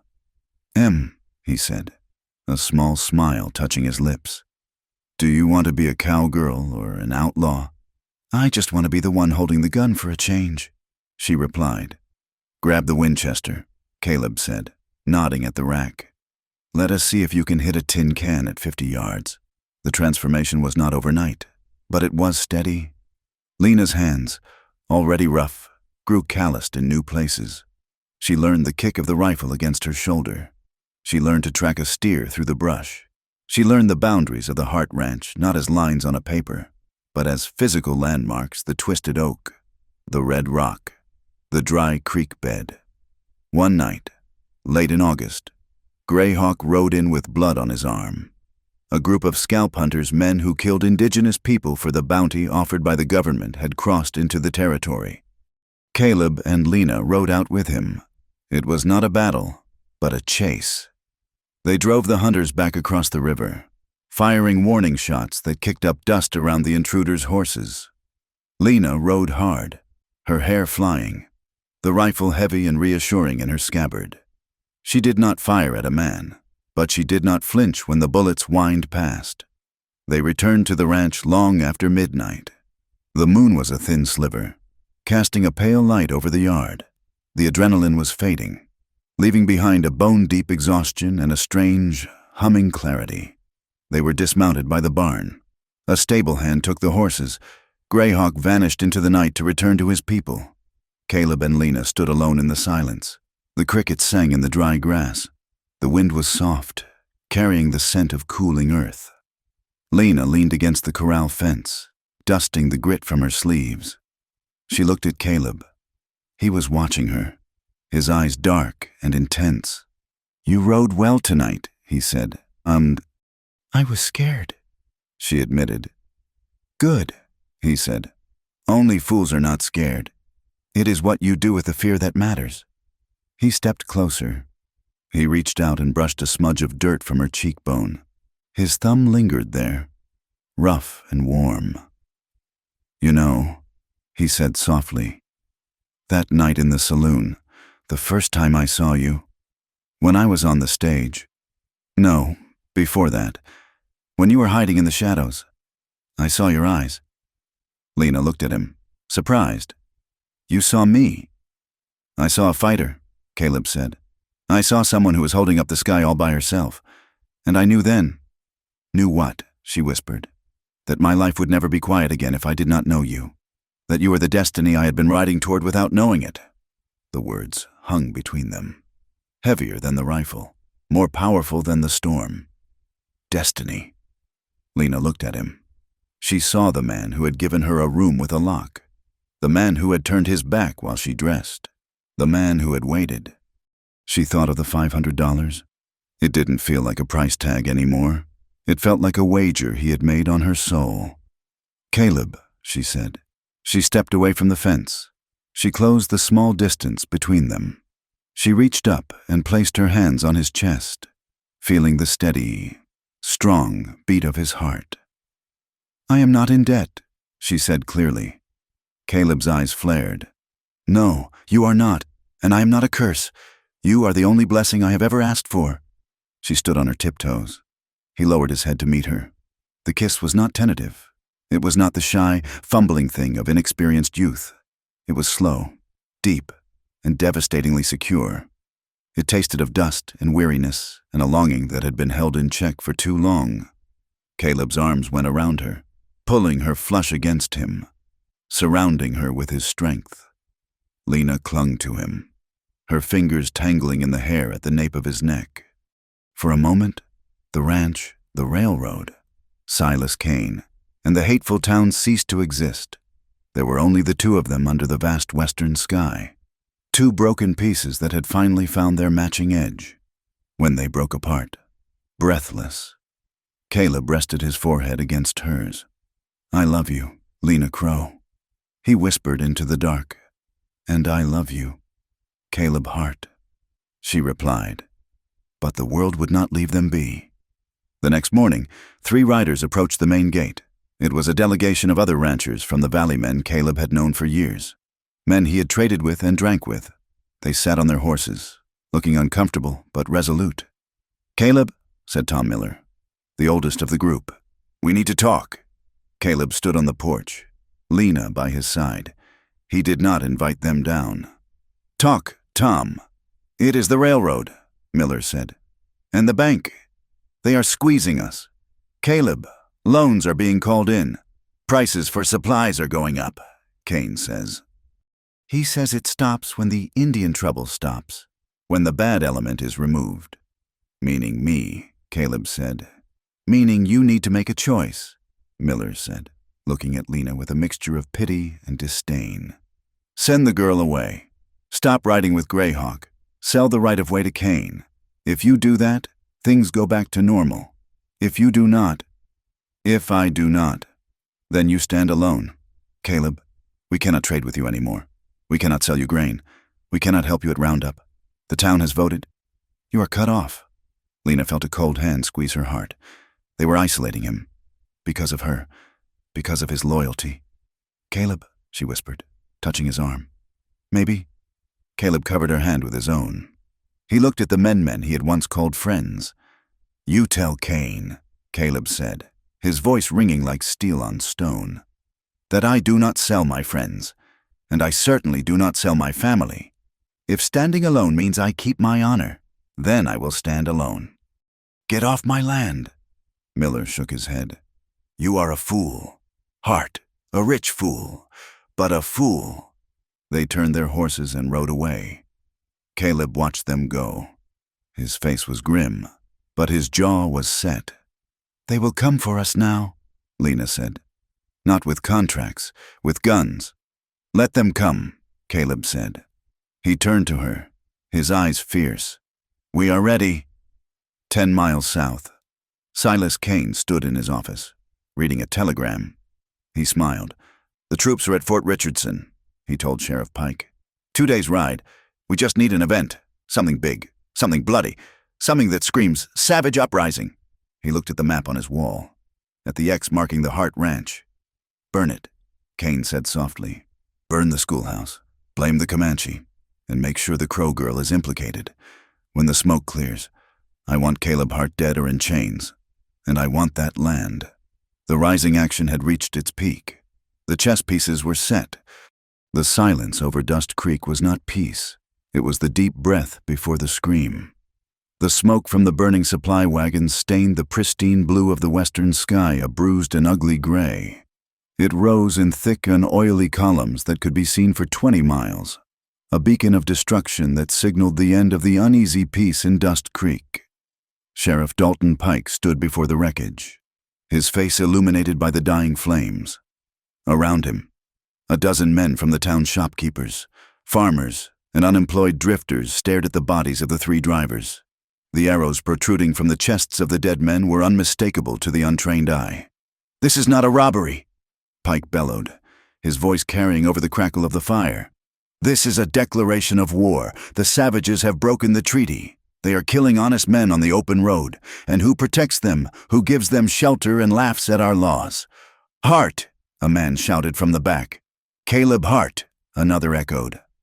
"We have tolerated the Crow witch and her Indian lover long enough," Pike declared, holding up a bloody arrow for effect. "Tonight, we ride. We wipe them out. We take back our valley for the civilized man." A roar of approval went up from the crowd, fueled by fear and the whiskey that Silas Kane's men had been quietly distributing. But 2 miles away, hidden in the scrub brush of a dry ravine, Lena Crow and Greyhawk were looking at a different reality. They had arrived at the scene an hour before the sheriff, drawn by the smoke. Now, they crouched in the shadows, examining a quiver of arrows that had been dropped carelessly or intentionally near a cluster of rocks. Lena pulled one of the arrows from the dirt. Her hands were steady. Though her stomach churned with bile, she ran her thumb over the fletching. "Turkey feathers," she whispered. "Real Comanche arrows use turkey feathers. Or a hawk." She held this one up to the light. "These are chicken feathers. White leghorn. I know them. I plucked 100 of them at my uncle's ranch." Greyhawk nodded, his face a mask of cold fury. "And the shaft, it is lathe-turned, smooth, machine-made. My people make arrows from dogwood or ash, scraped by hand. These were bought in a store." Lena looked further into the brush. She found a man groaning behind a fallen log. He was not a driver. He was a hired gun she had seen lingering outside the saloon, now nursing a bullet wound in his gut. She crept closer, her revolver drawn. The man looked up, his eyes glazed with pain and fever. "Help me," he wheezed. "Kane. He said it would be easy. He said, just shoot the drivers and leave the arrows." "Who shot you?" Lena asked, her voice hard. "Pike," the man gasped. "Cleaning up. Loose ends." He slumped back, dead. Lena stood up. The pieces of the puzzle locked together with a terrifying click. There was no Indian raid. There was no uprising. There was only Silas Kane, a crate of store-bought arrows, and a willingness to murder his own men to incite a massacre. "We have to tell them," Lena said, turning to Greyhawk. "They will not listen to a Crow girl or a Comanche warrior."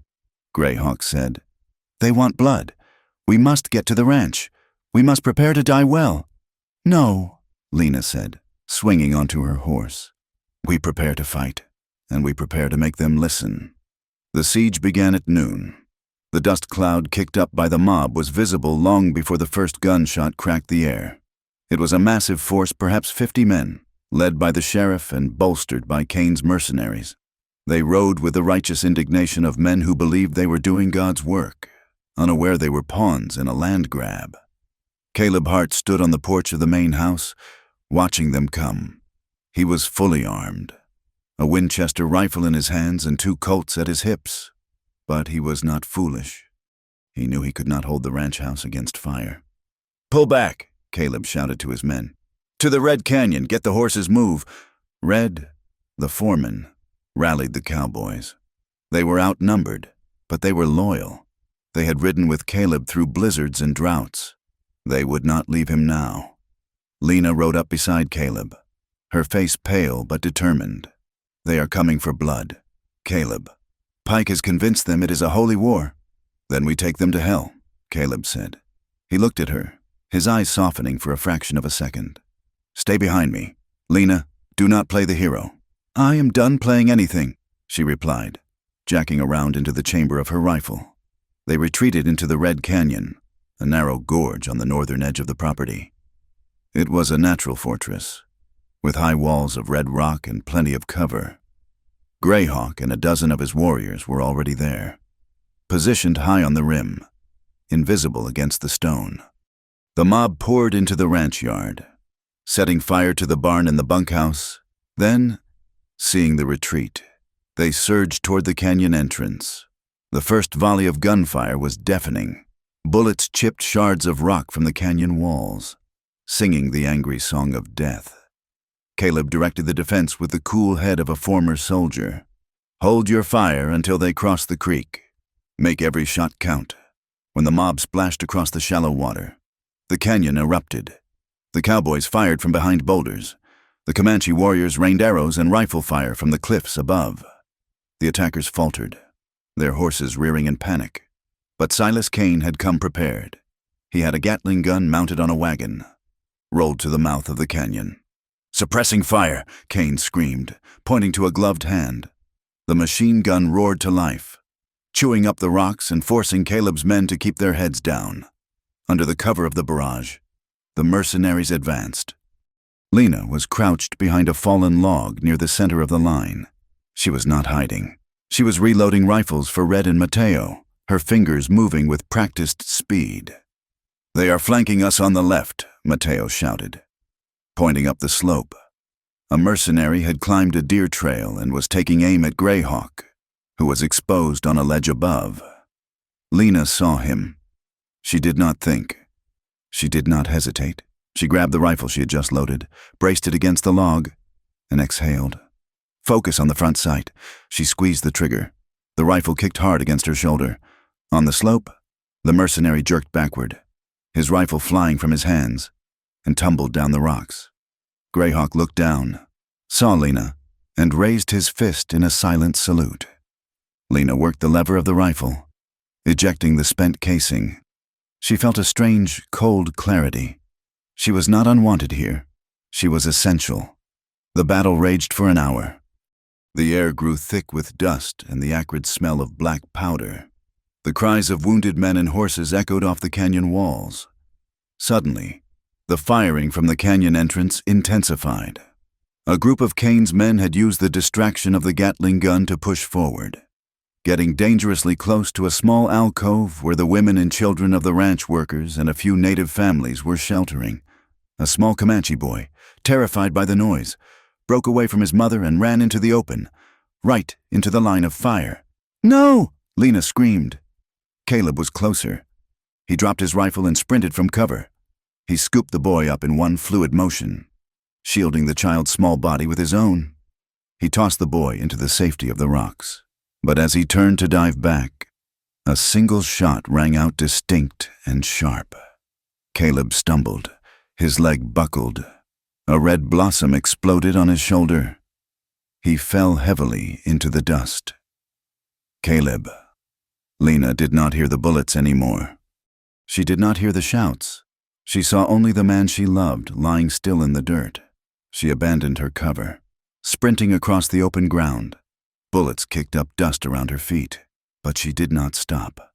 She slid into the dirt beside him, grabbing the collar of his duster. "Get up!" she screamed, tears streaking the grime on her face. "Caleb, get up!" he groaned, his eyes fluttering open. "Leg," he gasped. "Broken." "I do not care," she yelled. "Move!" She hooked her arms under his good shoulder and dragged him. She was not a large woman, but adrenaline gave her the strength of 10. She hauled him behind a large boulder just as a hail of lead chipped away the rock where they had been seconds before. She tore the hem of her petticoat, pressing the fabric against the wound in his shoulder. The blood was hot and slick on her hands. "Lena," Caleb whispered, his face gray with shock. "You have to go. The back trail. Greyhawk can get you out. Leave me." "I can hold them off for a few minutes." "Shut up," she sobbed, pressing harder. "Listen to me," he rasped, gripping her wrist with surprising strength. "You are free. Do not die here for a piece of land. Go." Lena looked at him. She looked at the blood on her hands, his blood. She looked at the chaos around them. And she remembered the girl in the barn who had prayed for someone to save her. "No," she said, her voice low and fierce. "For 20 years, I waited for someone to choose me. I waited to be wanted, but I am done waiting." She leaned down, kissing his forehead, smearing his blood on her own cheek like war paint. "I choose," she said. "I choose you. I choose this fight, and I choose to stay." She grabbed his revolver from his holster. She checked the cylinder. 6 rounds. "Stay awake, cowboy," she ordered. "We are not done yet." The shooting suddenly died down. A voice echoed from the canyon mouth. "Hart, we know you are hit." It was Sheriff Pike. He walked forward under a white flag, though his other hand rested on his gun. Behind him, the mob hesitated, unsure of pushing further into the deadly funnel of the canyon. "Give up the girl," Pike shouted. "Give us the witch and the Indian, and we will let the rest of you live. We only want justice." Caleb tried to rise, but the pain slammed him back down. Lena stood up. She climbed onto the boulder, fully exposed to the 50 guns pointed at her. Her dress was torn. Her hair was a wild mane, and she was covered in blood and dust. She looked like a fury birthed from the earth itself. "You want justice?" she screamed, her voice cracking with raw emotion. "Get down, girl," Pike warned. "Look at me," Lena shouted, extending her arm. In her hand, she held the arrow she had pulled from the ground earlier. "You call me a curse. You call me bad luck. I am not the one killing your sons." She threw the arrow. It landed at the feet of the men in the front row. "Look at it," she demanded. "Chicken feathers, lathe-turned shafts. Ask Silas Kane where he bought them. Ask him why his hired guns are shooting each other in the back to make it look like a raid." A murmur rippled through the crowd.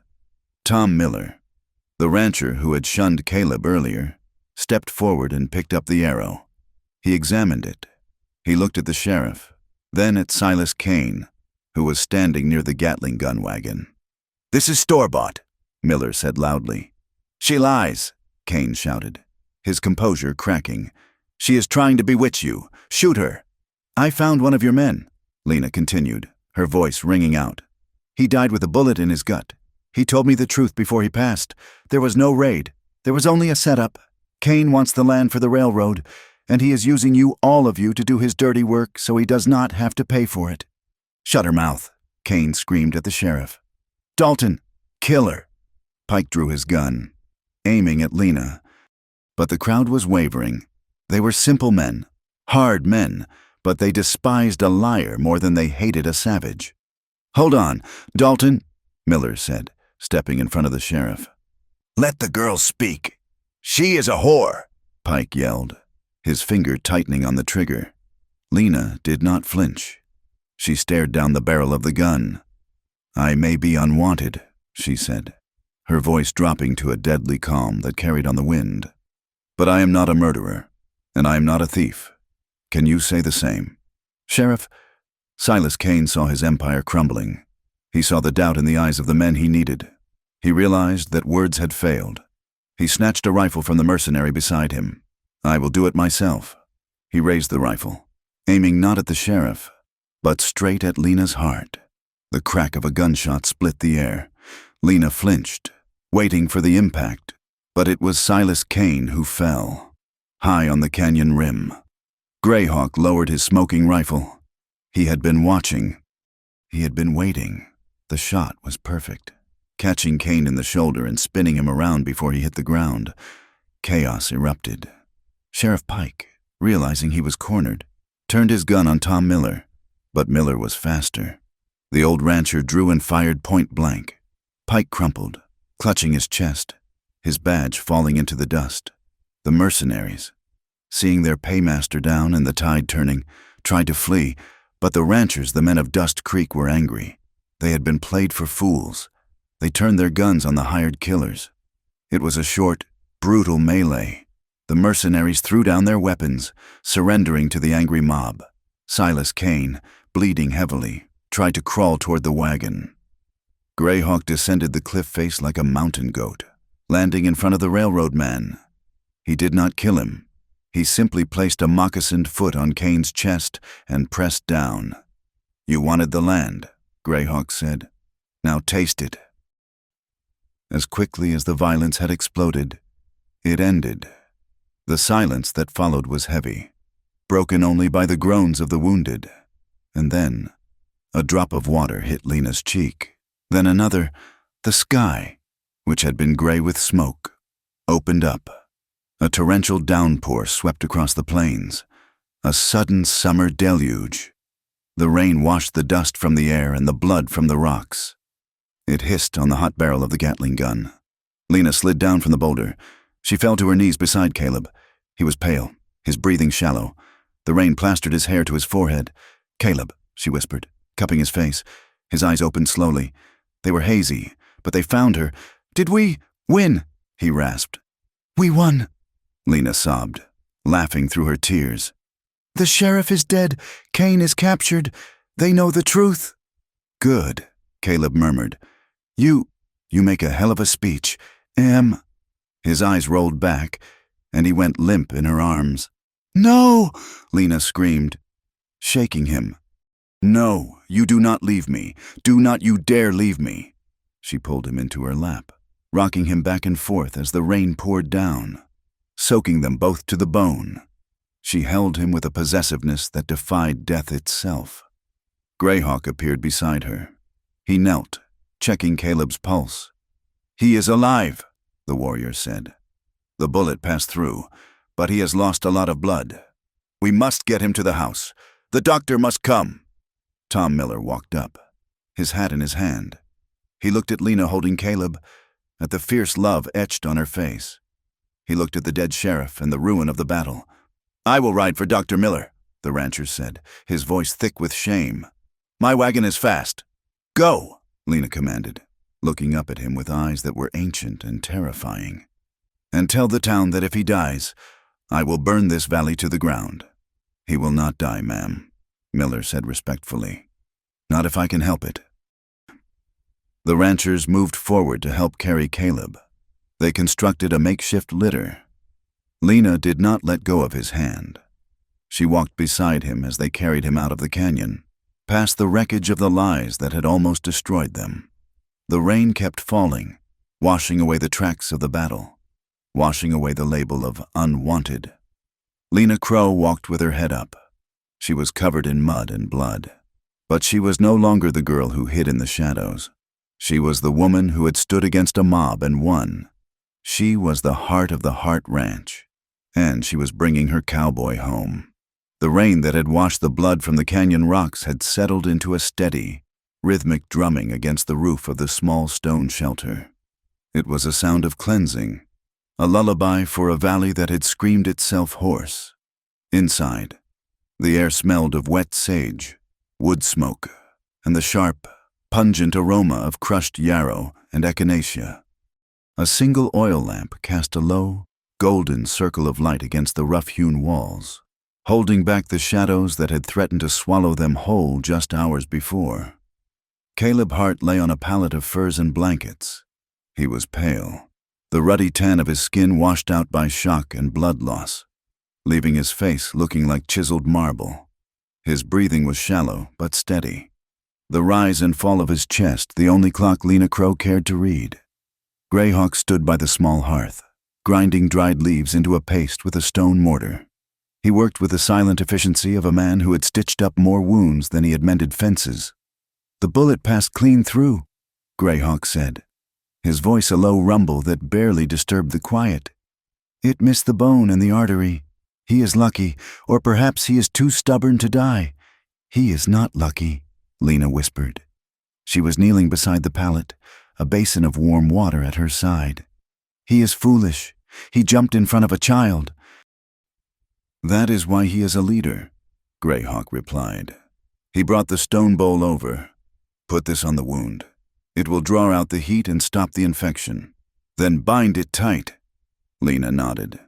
She dipped a clean cloth into the warm water. Her hands, which had held a rifle with deadly steadiness only hours ago, now trembled slightly as she reached out to him.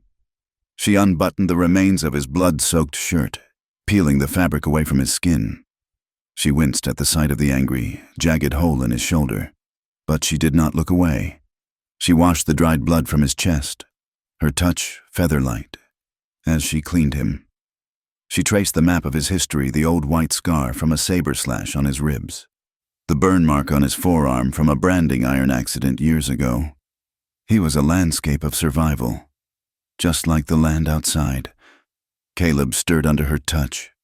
His eyes fluttered open, glassy with pain and exhaustion, but they found her face instantly. It was an instinct, as if she were the North Star and he was a sailor lost at sea. "Em," he rasped, his voice dry. "Hush," Lena said softly. She applied the herbal paste, flinching sympathetically when he hissed through his teeth. "Do not talk. You lost a lot of blood." "The boy?" Caleb asked. "Safe," Lena assured him. "Greyhawk's people have him. Everyone is safe. Caleb, you did it." Caleb let out a long breath, his head sinking back into the furs. He watched her as she began to wrap clean linen strips around his shoulder.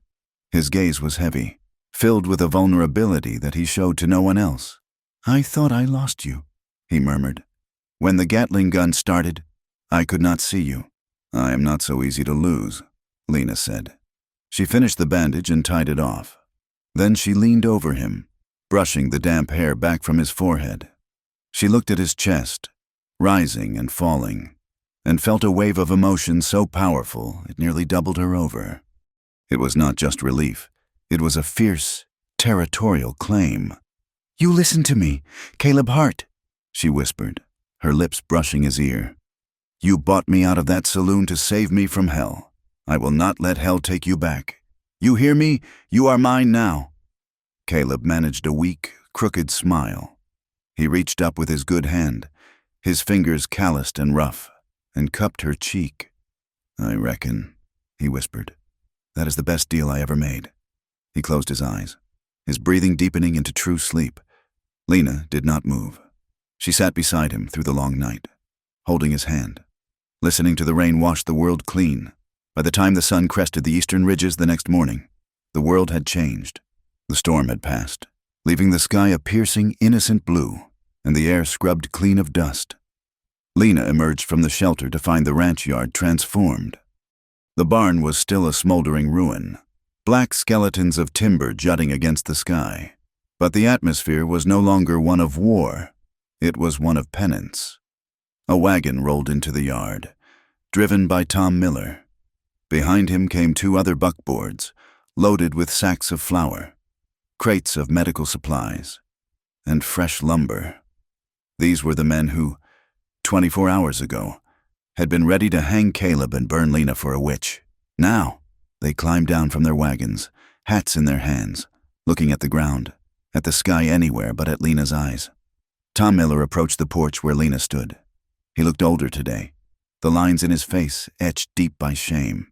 "Miss Crow," he said, his voice gruff, "we brought supplies for the rebuilding, and Dr. Miller is in the main house tending to the wounded.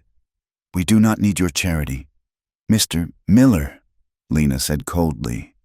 "It is not charity, ma'am," Miller said, looking up to meet her gaze. "It is payment for being fools." He took a breath, twisting his hat in his hands. "Word came by telegraph this morning. The federal marshals caught Silas Kane 10 miles east of here. He was trying to board a freight train. He had a satchel full of forged land deeds and bribed survey maps. He sang like a bird when they put the cuffs on him." "And the Reverend?" Lena asked. "Gone," Miller said. "Slipped out in the night when the shooting stopped, though I suspect he will not find a pulpit anywhere in this territory." "The congregation." "We had a meeting. We decided we prefer a preacher who reads the Bible, not one who preaches murder." Lena looked at the men unloading the lumber. She saw the hesitation in their movements, the way they glanced toward the canyon where Greyhawk's warriors were still encamped. They were frightened. Yes, but they were also trying. In the West, a man was allowed to be wrong, as long as he was willing to sweat to make it right. "Put the flour in the pantry," Lena said, her voice softening just a fraction. "And the lumber goes by the corral. We need to fix the fences before we fix the barn." Miller nodded, relief flooding his face. "Yes, ma'am. We will get to it." "And Mr. Miller," he paused. "Yes." "Thank you," she said. He tipped his hat, a gesture of genuine respect. "You fought a hell of a fight, Mrs. Hart, if I may call you that." Lena felt a warmth bloom in her chest. "Not yet," she said, "but soon." 2 days later, Caleb was sitting up, drinking coffee and barking orders at Red about the herd. He was pale and stiff, but the fire was back in his eyes. Greyhawk found Lena in the kitchen, where she was kneading dough with a violence that suggested she was working through some lingering anger. "Your uncle is gone," Greyhawk said, without preamble. Lena froze, her hands deep in the flour. "Gone." He took a horse and a bottle of gin. He rode south toward the Mexican border. "He left the gate open. The house is empty." Lena wiped her hands on her apron. She felt a strange hollowness in her stomach. Elias Crow had been the monster in her closet for 24 years. The idea that he had simply vanished, like smoke in the wind, felt anticlimactic. I need to go there, she said. I will ride with you, Greyhawk said. They rode in silence to the Crow Ranch. It was a place of ghosts now. The windows were dark eyes staring blankly at the overgrown yard. The front door hung open, creaking on a broken hinge. Lena walked inside. The air smelled of rot and abandonment. She walked through the parlor where Elias had sold her. She walked into the kitchen where she had scrubbed the floors until her knees bled. She walked to the barn, to the stall that had been her bedroom. It was just wood and dirt. It held no magic. It held no power. She found a small wooden box tucked under a loose floorboard in the stall, her secret hiding place. Inside was a fragment of a lace handkerchief that had belonged to her mother, and a small whittled horse she had made when she was 10, using a dull knife. She put the handkerchief in her pocket. She looked at the wooden horse, then tossed it back into the dust. That child was gone. He said I was bad luck, Lena said, her voice echoing in the empty barn. He said I was unwanted since birth. Greyhawk stood in the doorway, his silhouette framed by the bright sunlight outside. A man who is blind will curse the sun for being too bright. His words were not true. They were just noise. Lena walked out of the barn. She looked at the house, the rotting timber, the sagging roof. It was a monument to misery. Do you have a match? She asked. Greyhawk smiled, a rare, sharp expression. He reached into his pouch and handed her a lucifer match. Lena struck it against the sole of her boot. The flame flared up, yellow and hungry. She walked to the pile of dry hay near the barn door. If I bring bad luck, she said to the ghosts of her past, then let it be the bad luck that burns down the prisons. She dropped the match. The dry hay caught instantly. The fire licked up the wooden walls, climbing with a roar. They stood back and watched as the barn, and then the house, were consumed. The smoke rose black and thick, but this time, it did not signal war. It signaled a funeral for a life that Lena Crow was leaving behind. It is done, she said, turning her back on the flames. Good, Greyhawk said. Now we go home. The ceremony was small. Held at sunset near the rim of the Red Canyon, the members of Greyhawk's band had gathered, along with Caleb leaning heavily on a crutch and the cowboys of the Hart Ranch. There was no priest. There was no altar. There was only the vast, open cathedral of the sky, turning purple and gold as the sun dipped below the horizon. The elder of the tribe, a woman with skin like crinkled parchment and eyes like obsidian, stepped forward. She held a bowl of burning sage. She waved the smoke over Caleb, then over Lena. Greyhawk stood beside them. He placed a hand on Caleb's shoulder and another on Lena's. You have bled for this land, Greyhawk said, speaking in Comanche, then translating into English. You have stood against the wind. You are no longer guests here. You are people of the plains. He handed Lena a small leather pouch worn on a thong. Inside is the earth from the canyon and the hair of the buffalo. It binds you to us. Lena took the pouch. She looked at the faces around her, the weathered faces of the cowboys, the proud faces of the Comanche warriors. They were not looking at her with pity or lust. They were looking at her as one of their own. She took a deep breath and spoke the words Greyhawk had taught her earlier that afternoon. Yura, she said, her voice clear. Thank you. Nuhani. This is my home, the old woman smiled, revealing gums with few teeth. She reached out and touched Lena's stomach, though Lena showed no sign of a child yet. The seed that is planted in the storm grows the deepest roots, the old woman murmured. The child born between two worlds will be the bridge that connects them. Lena felt a shiver run down her spine. She looked at Caleb.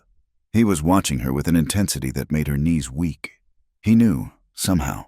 He knew what the old woman meant, even before Lena was sure herself.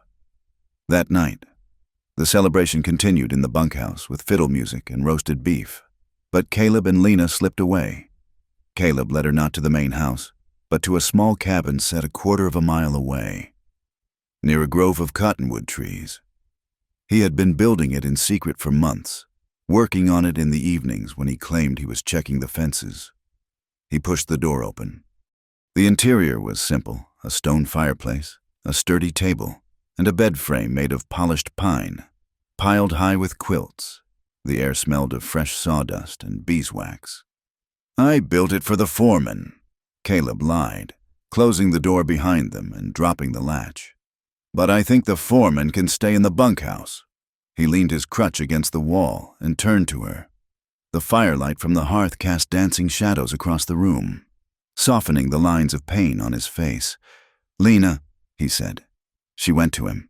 She reached up and carefully unbuttoned his shirt, sliding it off his shoulders to avoid hurting his wound. Then she unlaced her bodice, letting her dress fall to the floor in a rustle of fabric. She stood before him in her chemise, the firelight glowing on her skin. She was not the frightened girl on the auction block anymore. She was a woman who had walked through fire. Caleb looked at her, his eyes traveling over her face, her neck, her collarbone. He reached out with his good hand and traced the line of her jaw. "You are so beautiful it hurts," he whispered. "I am just Lena," she said, stepping closer until her body pressed against his. "No," he said fiercely. "You are everything. You are the reason the sun comes up." He lowered his head and kissed her. It was a kiss of absolute claiming, slow and deep, and full of a hunger that had nothing to do with food. He tasted coffee and tobacco and salvation. He pulled her onto the bed.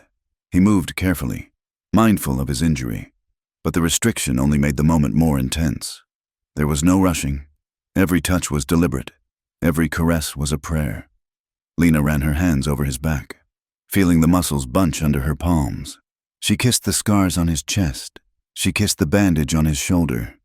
"You said," she whispered against his skin, "you said you would not touch me until I knew I was not in debt." Caleb paused, looking down at her, his hair falling into his eyes. "And I am not a debt," she said, pulling him down to her. "I am yours, because I want to be, because I choose you. Caleb Hart, I choose you every day for the rest of my life. I choose you," he vowed, his voice rough with emotion. "No one will ever call you unwanted again. You are the most wanted thing in God's creation." When they finally came together, it was not a conquest. It was a homecoming. It was the final shattering of the loneliness that had plagued them both for a lifetime. Outside, the crickets sang in the grass, and the wind whispered through the cottonwoods, but inside, there was only the sound of two souls welding themselves together, stronger than iron, deeper than the roots of the mountains.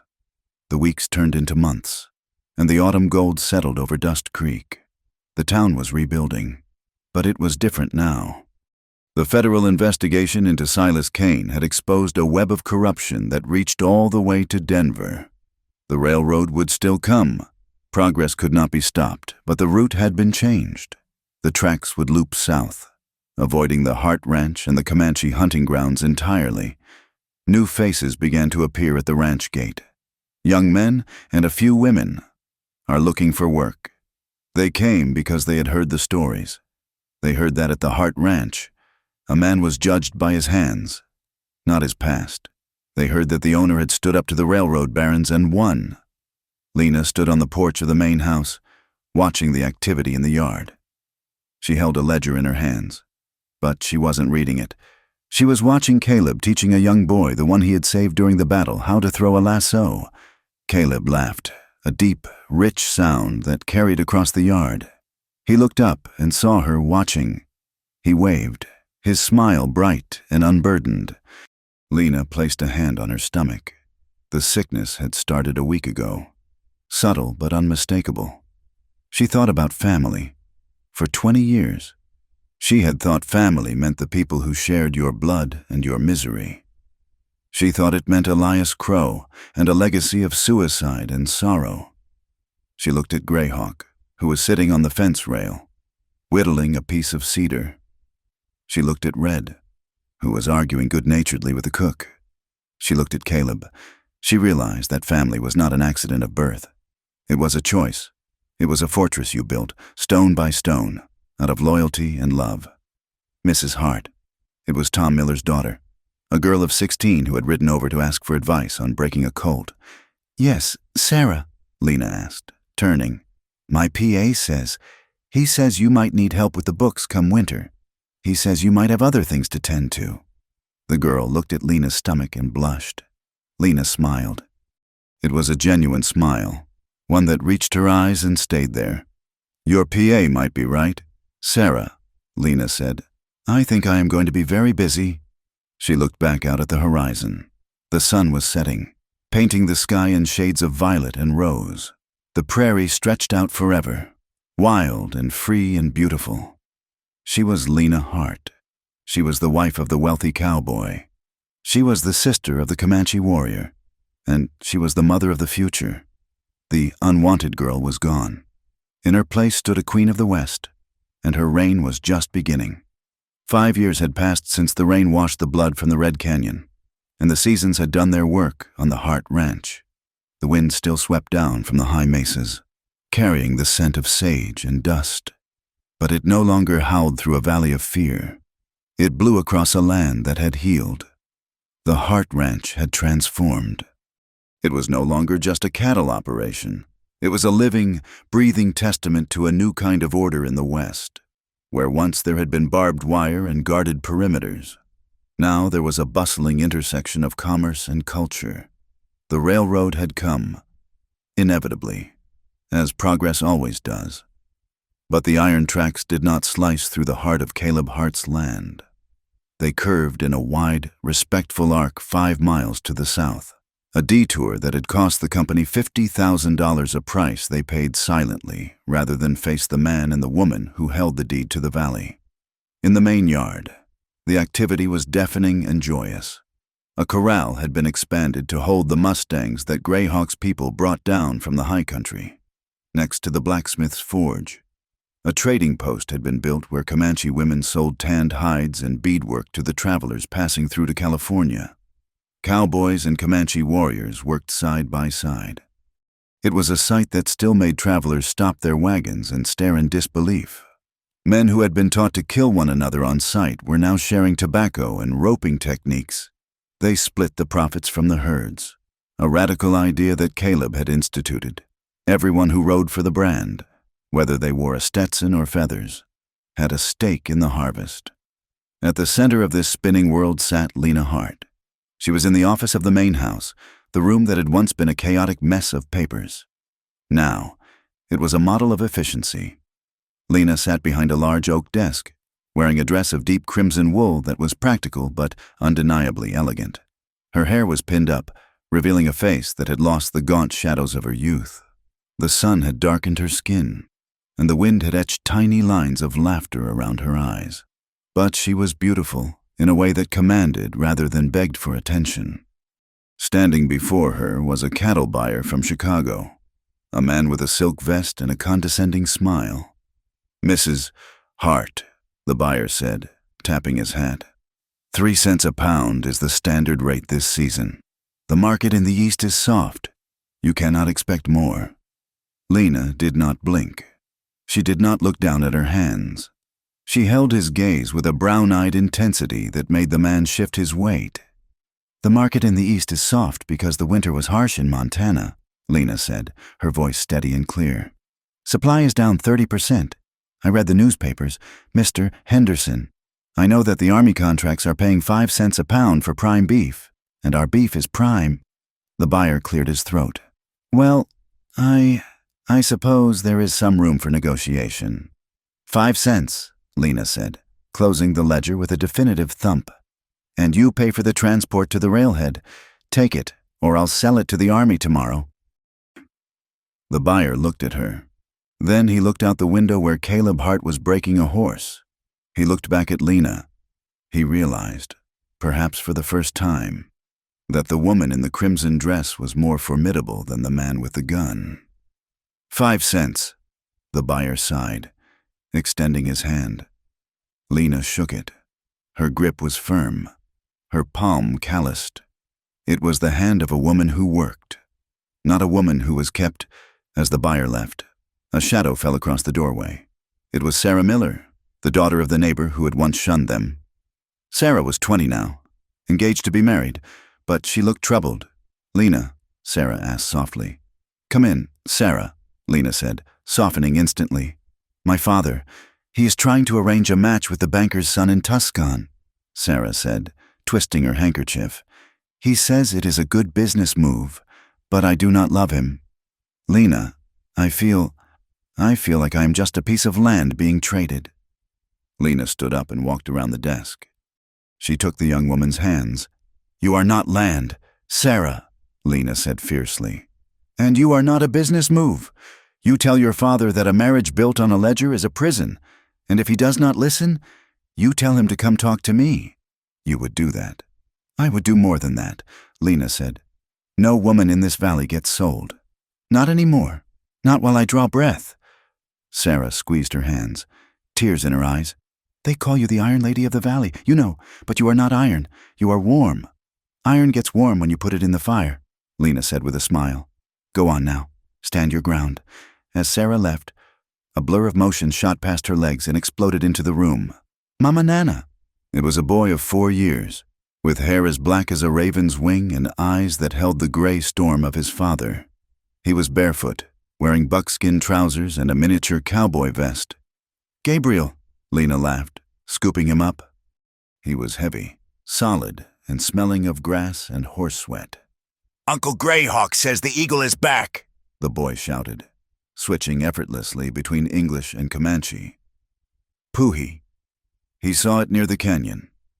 "Did he now?" Lena asked, kissing his dusty cheek. "And did you speak to the eagle?" "I tried," Gabriel said seriously, "but I do not know the word for hello in eagle." Caleb walked in behind him, dusting off his hat. He limped slightly, the legacy of the bullet in his hip, but he moved with the same powerful grace. He looked at his wife holding their son, and the look on his face was one of profound, quiet worship. "He rides well," Caleb said, leaning against the doorframe.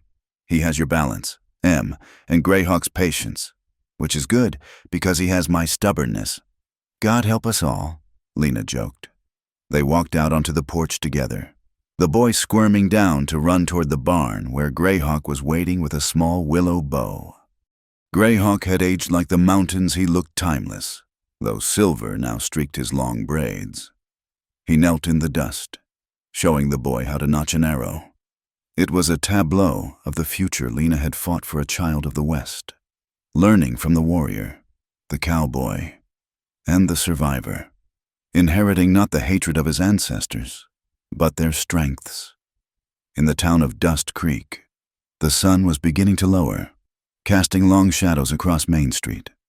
The town had grown. There was a schoolhouse now, a real one with glass windows. The church had a new reverend who preached about charity rather than hellfire.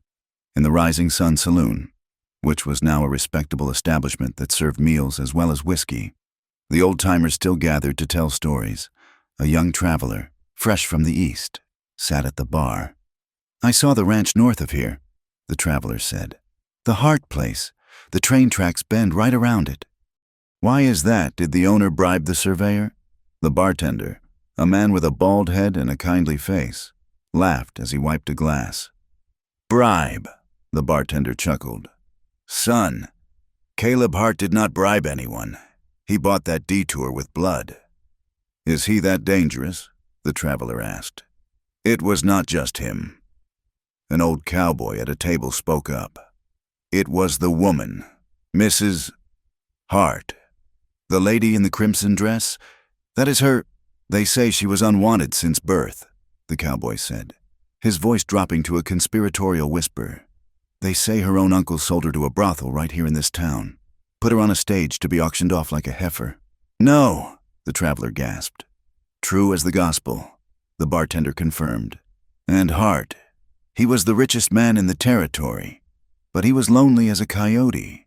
He walked in, looked at her one time, and threw $500 in gold on the stage. Took her away in the night."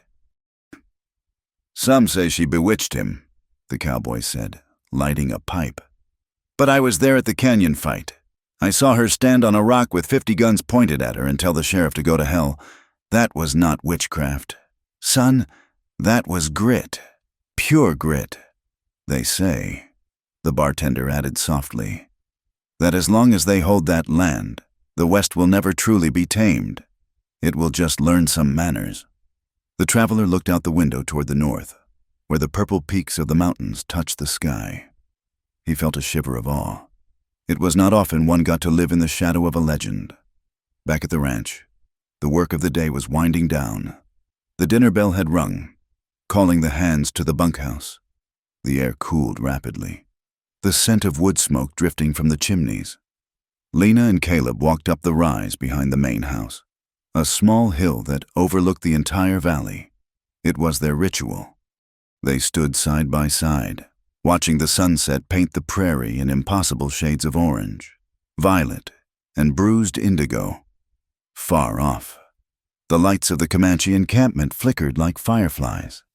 To the south, the faint steam whistle of the evening train echoed, a lonely sound that emphasized their isolation and their connection.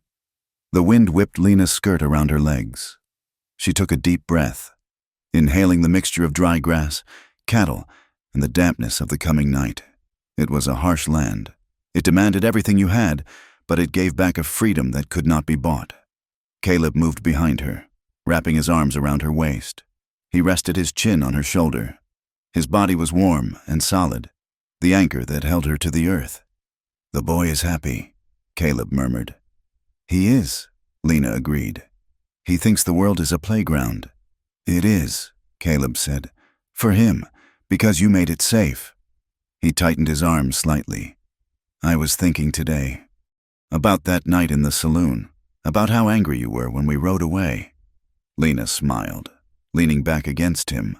"I was terrified. I thought you were a madman." "You asked me what I wanted," Caleb recalled.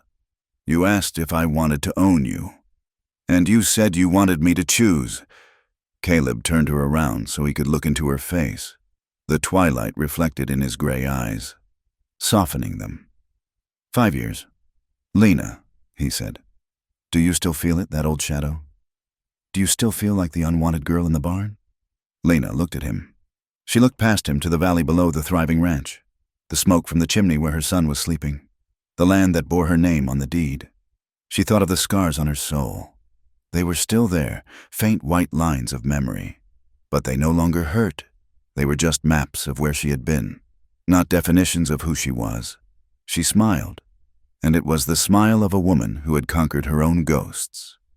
"People can want you or not want you," Lena said softly, reaching up to touch his face. "My mother died. My father left. My uncle sold me. For a long time, I thought my value was in their hands." She paused, looking deep into his eyes. "But the moment you looked at me in Dust Creek, you did not just give me value. Caleb, you gave me a mirror. You let me see myself." She laughed, a low, throaty sound that merged with the wind. "No, Caleb, I do not feel unwanted, because it does not matter anymore who wants me. From the moment we stood in that canyon, I stopped asking for permission to exist. I am Lena Hart, and I want to be myself." Caleb smiled, the slow, devastating smile that had stolen her heart 5 years ago. "Then we are in agreement," he whispered, "because I want you too, more than my next breath." He kissed her as the sun finally slipped below the horizon, plunging the world into the velvet embrace of the night. It was a kiss of equals, of partners, of two survivors who had found the only thing in the West more precious than gold, a witness to their lives. They say that the West is a land of ghosts. They say that if you ride out onto the high plains when the autumn mist clings to the buffalo grass, you can hear the echoes of the past. Travelers who passed near the old Hart Ranch long after the fences have rotted and the railroad has turned to rust swear that on quiet mornings, they hear sounds that do not belong to the modern world. They hear the thunder of a black stallion's hooves striking the earth. They hear the sharp crack of a Winchester rifle echoing off the canyon walls. They hear the chanting of a Comanche song praising the sunrise. And, if they listen very closely, beneath the whistle of the wind, they hear the laughter of a woman. It is a free, defiant, joyous sound. It is the laughter of the girl who was unwanted since birth, who grew up to become the queen of the wild frontier, and whose love burned bright enough to guide the lost home through the darkest of nights. Thank you so much for listening to this story. I hope the journey of Lena and Caleb touched your heart as much as it touched mine to write it. I would love to know where you are listening from today. Please leave a comment below and share your thoughts on the ending. If you enjoyed this tale of the Wild West, please consider subscribing to my channel, Wild West Tales, and give this video a like. Your support means the world to me. And do not forget to hit that hype button so this story can be heard by more people around the world. Until next time, keep your eyes on the horizon and your heart open.